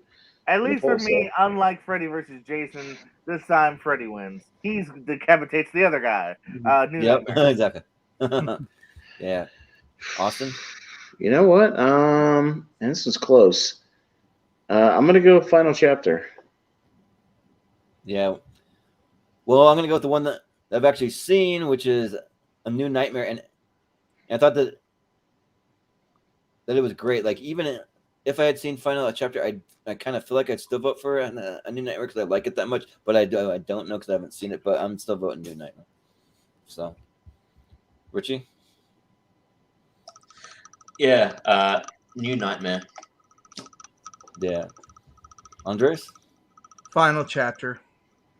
Ooh. All right, Well, even close, so, but Wes close. Craven's New Nightmare is going to make it into the 8. Close, but no cigar. Yeah. I think that was the last of the Friday sequel, so Jason is eliminated here. All There's right. a lot of them, and they're gone. Mhm. So, Mhm. but we got Halloween 2018. and it's Versus Aliens. Aliens. Ooh.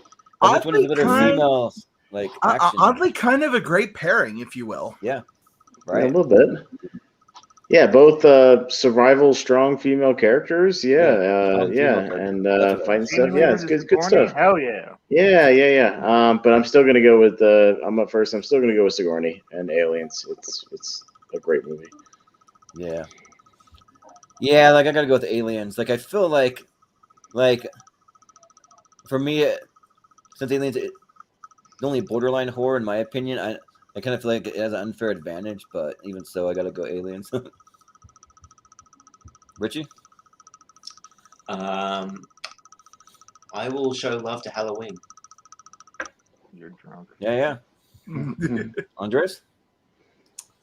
Oh, what do I want? Do I want Laurie Strode with a shotgun, or do I want fucking Sigourney Weaver in a goddamn power loader beating the shit out of a queen alien? Aliens. Yep, exactly. Game over, Michael Myers. Yeah, it's game over, man. Game over, man. Game over, man. Mm-hmm. We mostly stream tournament fights at night, mostly. Yeah, right.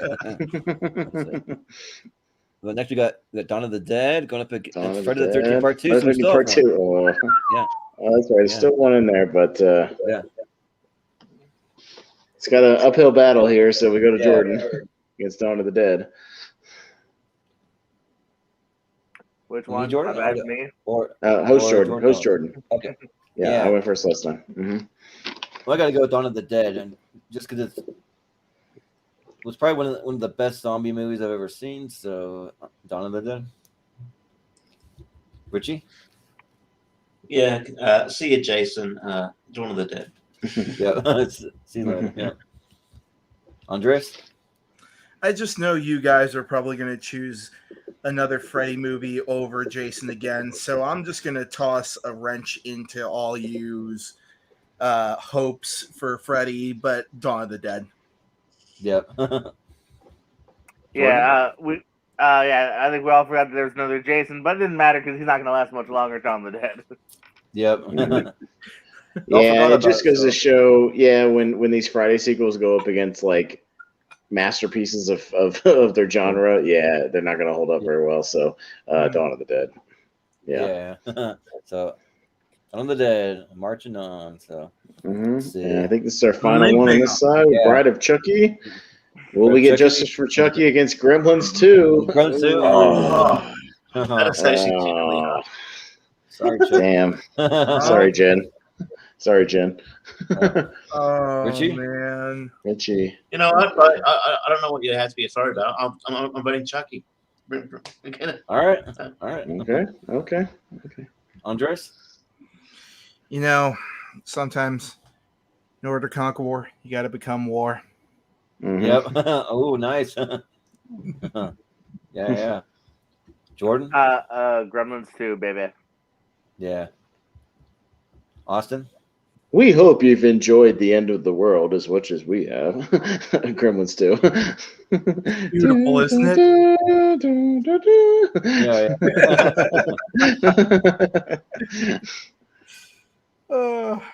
Most of all, we hope you enjoyed life. Yeah, right. But yeah, Gremlins 2, just because of random cameos from Bugs Bunny and Daffy Duck. So I'll go with that. So. But yeah, with that, Gremlins 2. Gremlins 2. Sorry, Chucky. Gremlins Chucky for- doesn't make the final, Chucky. the Elite Eight. Oh man. Yeah. Sorry. Chucky sorry. does not Rest get in lucky. peace. No, he does All not. right, could be some All right. tough matches coming up. Let's see what we got. There's the Elite Eight, so let's see. Halloween 2, I Oh, yeah. believe, versus 28 weeks later. 8 weeks. Yeah, let me zoom it out. Mhm. So, all right, there it is. All right, and Is it first Andres? up this time is Andres. Yes. Oh, Halloween. Yeah. Jordan? Let's go with the International Man of Mystery, Michael Myers, Halloween. Yeah. Yeah, baby. Austin? 28 weeks. Ooh, all right. I got to go with Michael Myers. So, Halloween. You haven't even seen it. Still, though. It's freaking Michael Myers. Like, that's one of the best franchises. Like, the first one's one of my favorite of all time. No, I so. agree. I argued for Michael Myers as the most badass horror villain. I agree, but you know. Yeah. Yeah, Halloween 2. Yep. All right, Halloween 2. All right. We did the Halloween final 2. 4. Halloween 2. Okay. All All right. What else gonna? All right, Conjuring. You got a hell of a battle here. You're gonna make everybody turn on you. Evil Dead Guess 2 Evil versus Dead. Conjuring 2. Evil 2. All right. So, Jordan Owens. Jordan? I'll stand by it until the very end and go down with the ship, Conjuring 2. Yes. Sounds good. Austin.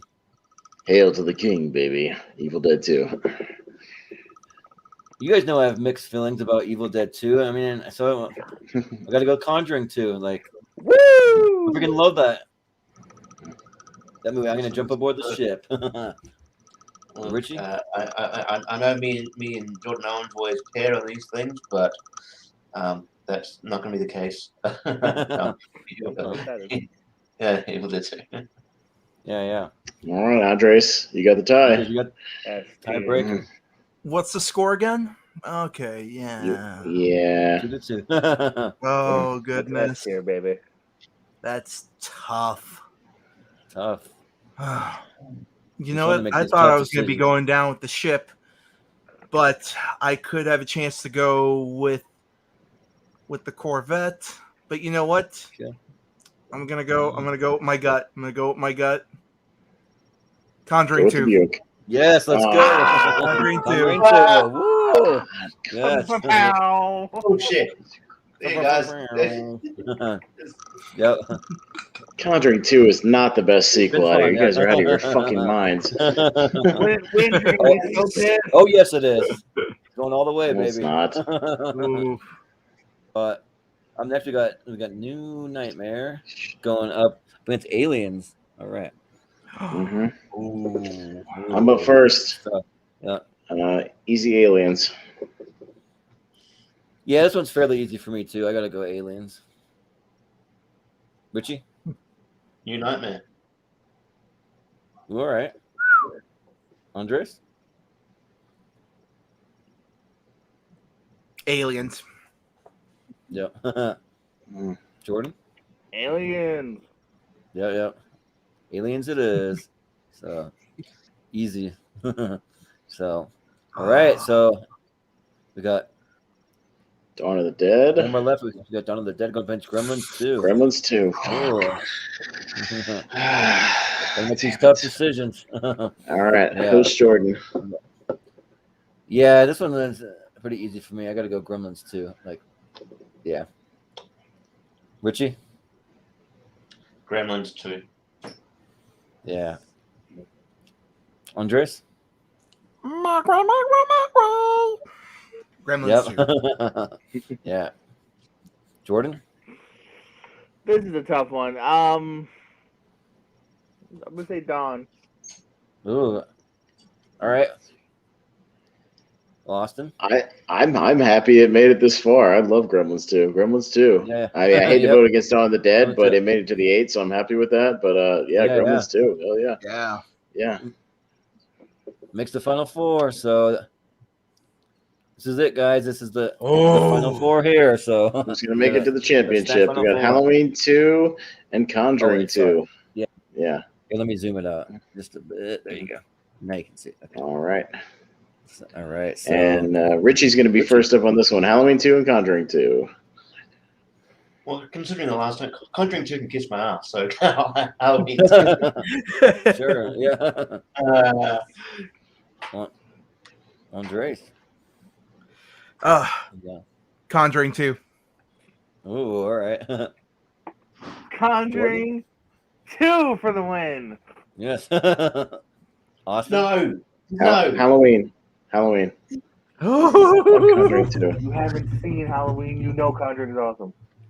No, Man. Yeah, and you voted for it when you hadn't seen it last time. Richie, let him speak. Let him speak, Richie.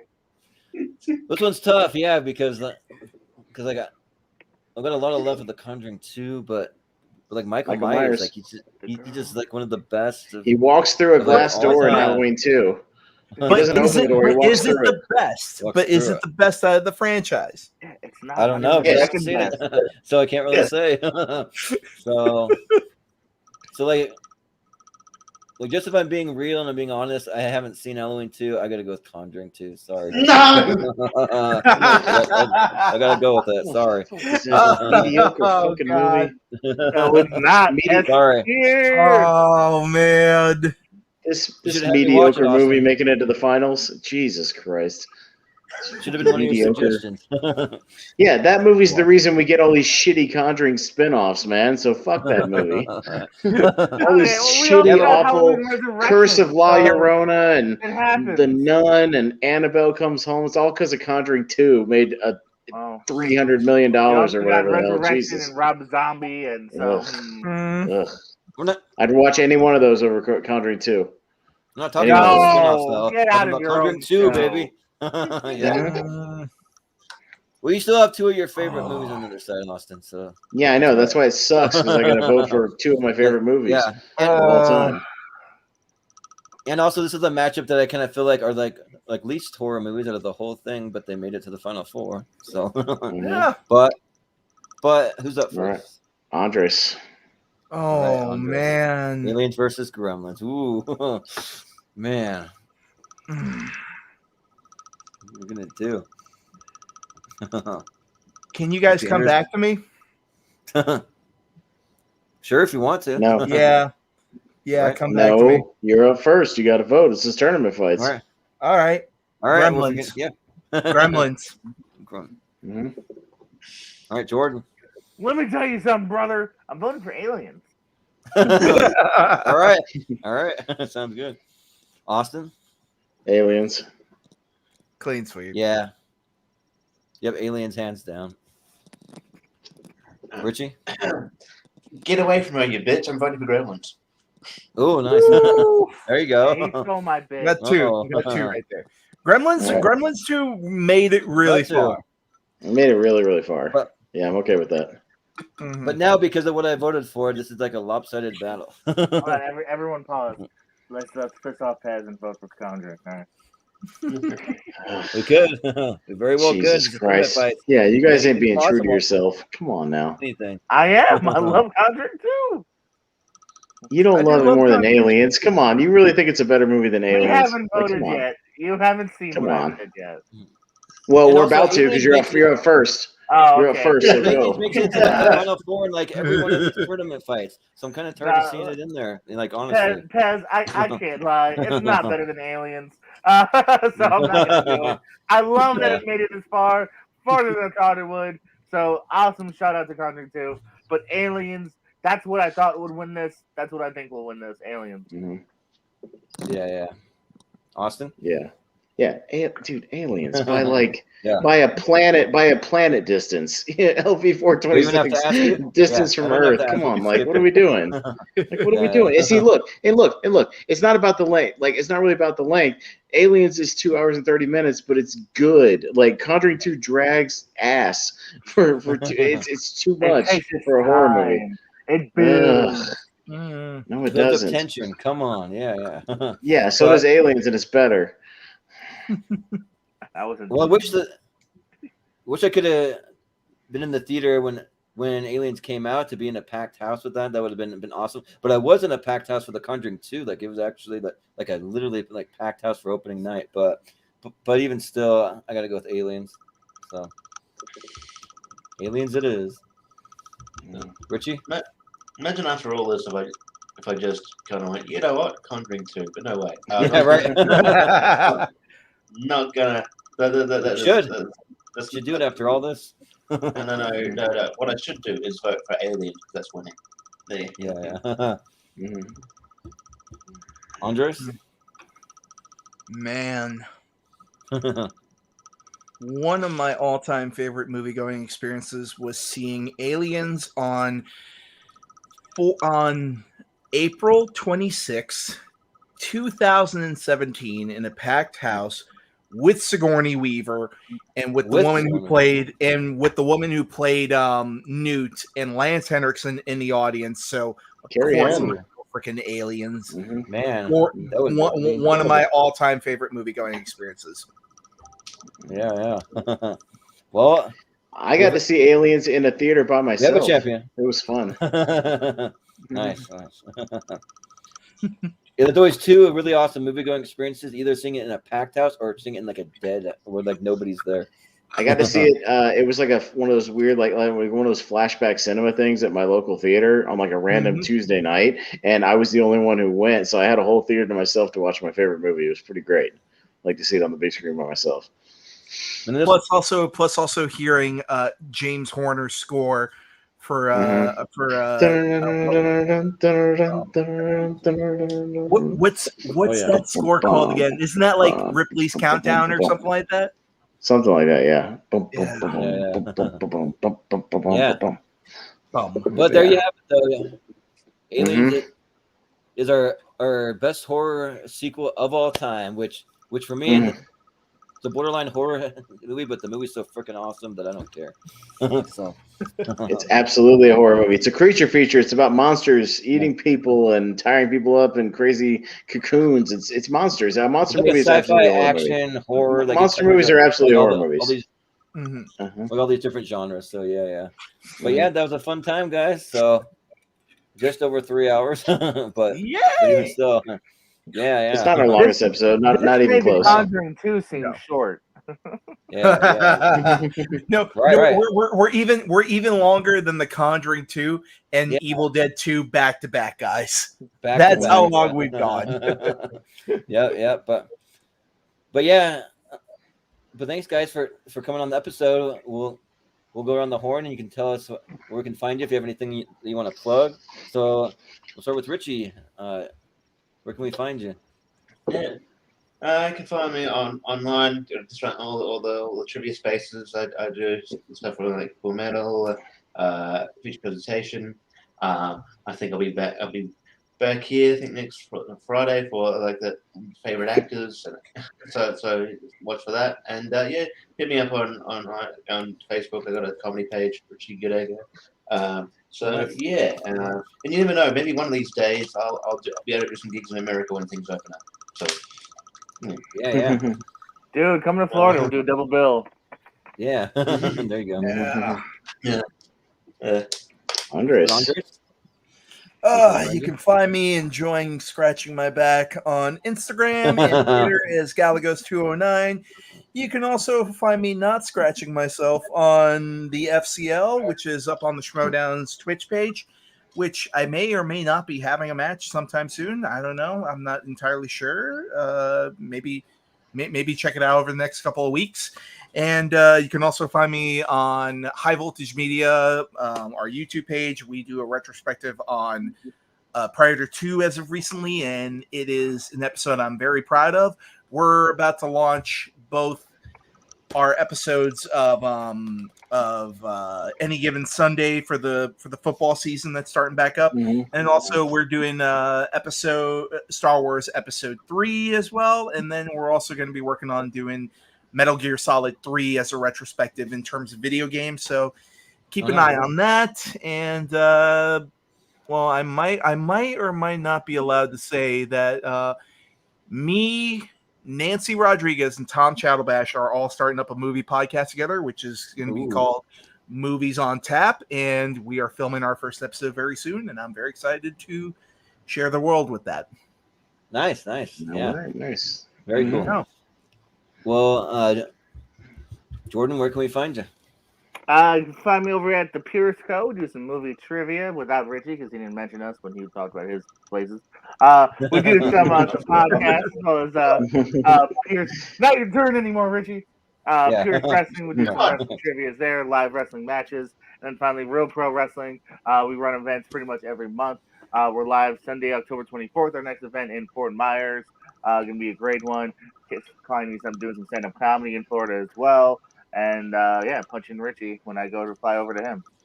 Yeah, and I just wish that I knew a little bit more about wrestling, because like I always love seeing you like pop up like late at night with like some random wrestling trivia, Jordan. So like come do some movie trivia. I'll jump on them. Yeah, like I'll hit you up for the movie trivia for sure. Or if you do any other sports too, like I'm up for other sports. But, I'll write a match. I don't know shit, but I could always use the Google. Sure, yeah. But Austin, do you have anything you want to plug? Well, I mean, I'm all over this network. Obviously, I'm co-hosting constantly with Jordan. I'm kind of his go-to because I'm available most nights. So I work a lot of morning. I work a lot of mornings. I work in about 3 hours, so that's always fun.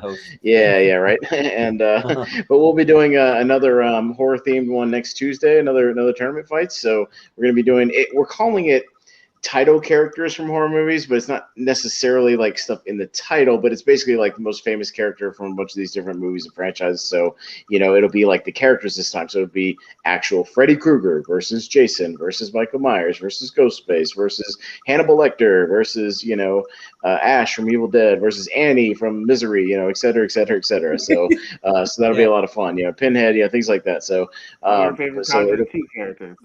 Yeah, right. Yeah, right. Sorry. The Lock's gonna kill it, guys. Yeah. But and then we'll also later in the month speaking of Conjuring 2, we'll be doing a tournament of paranormal films. So I'm sure Conjuring and Conjuring 2 will be thrown in there for the mix, so you'll see it again. And but a lot of different horror stuff throughout the month, so it'll be a lot of fun. Yeah, and funny enough too, for the Tuesday matchup, we're actually going to have Jordan and Andres on the episode, so they're going to be joining us. And actually, like, funny enough, we're actually looking for one more person. So Richie, like, if we want to make it this, you're welcome. We'll bring Andres all the way back up again.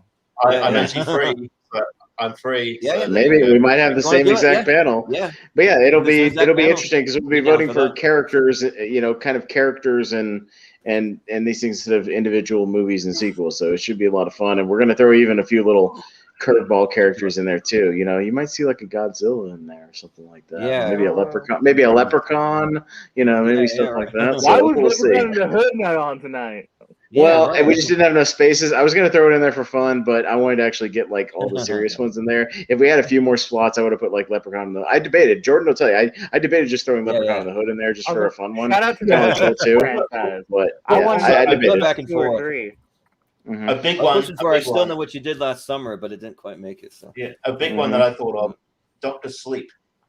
Ooh, we considered it. We considered it. Yeah. I mean, again, there was some that were kind of left on the chopping block just because I didn't have quite enough spaces. But when I wanted to do this episode, I wanted to do like all those like sequels from all these franchises first, and then kind of throw in a few other. I didn't put like Exorcist 2 on here. You know what I mean? Like again, it's another thing. I had to sometimes pick one from this one from that one. So it is what it is. But we did have room for a Troll 2. Funny enough, that one made it. Right? Yeah, it's a personal pick of mine. I love that movie. I've seen it theater. It's fun. Yeah, so we'll probably be coming back at you with some best horror movie characters, but probably with the same panel we have tonight. So that'll be fun because you guys really know your stuff. So yeah. And then just a couple other ones we have coming up. We're actually doing one.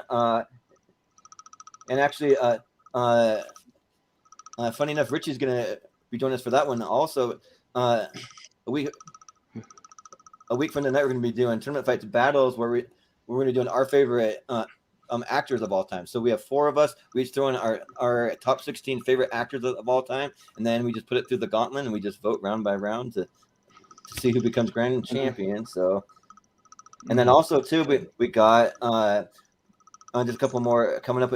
We're doing best 2000s comedies coming up, so that one's going to be absolutely stacked. We've been kind of hyping up that one because there's probably at least 30 comedies from the 2000s that could potentially make S tier. So that's going to be. If you got room on that. Well, and we also have another episode coming up that another tournament fight. It's about movies with serial killers in them, which will be horror centric, but there also could be non-horror movies there that just have a serial killer that I might throw in just for fun. I made an example last time. I said I could throw Con Air in the mix just because it has Garland Green, played by Steve Buscemi, who's a serial killer. Yeah. So I could throw that in there just for fun.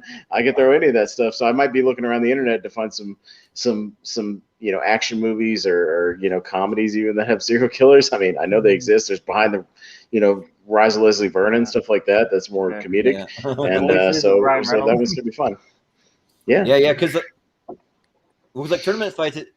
They're kind of where we like to go a little more kind of wacky and just have fun, kind of off the wall sometimes. And then tier ranker fights, we usually keep it a little more serious. More serious slightly. So but that's pretty much where you can find us going forward, and then also I can find the poll with our Elite 8 in the Showdown Friends and Family group tomorrow about midday or so, and also too, if you haven't yet, hit the subscribe button, hit the like button, hit all that stuff.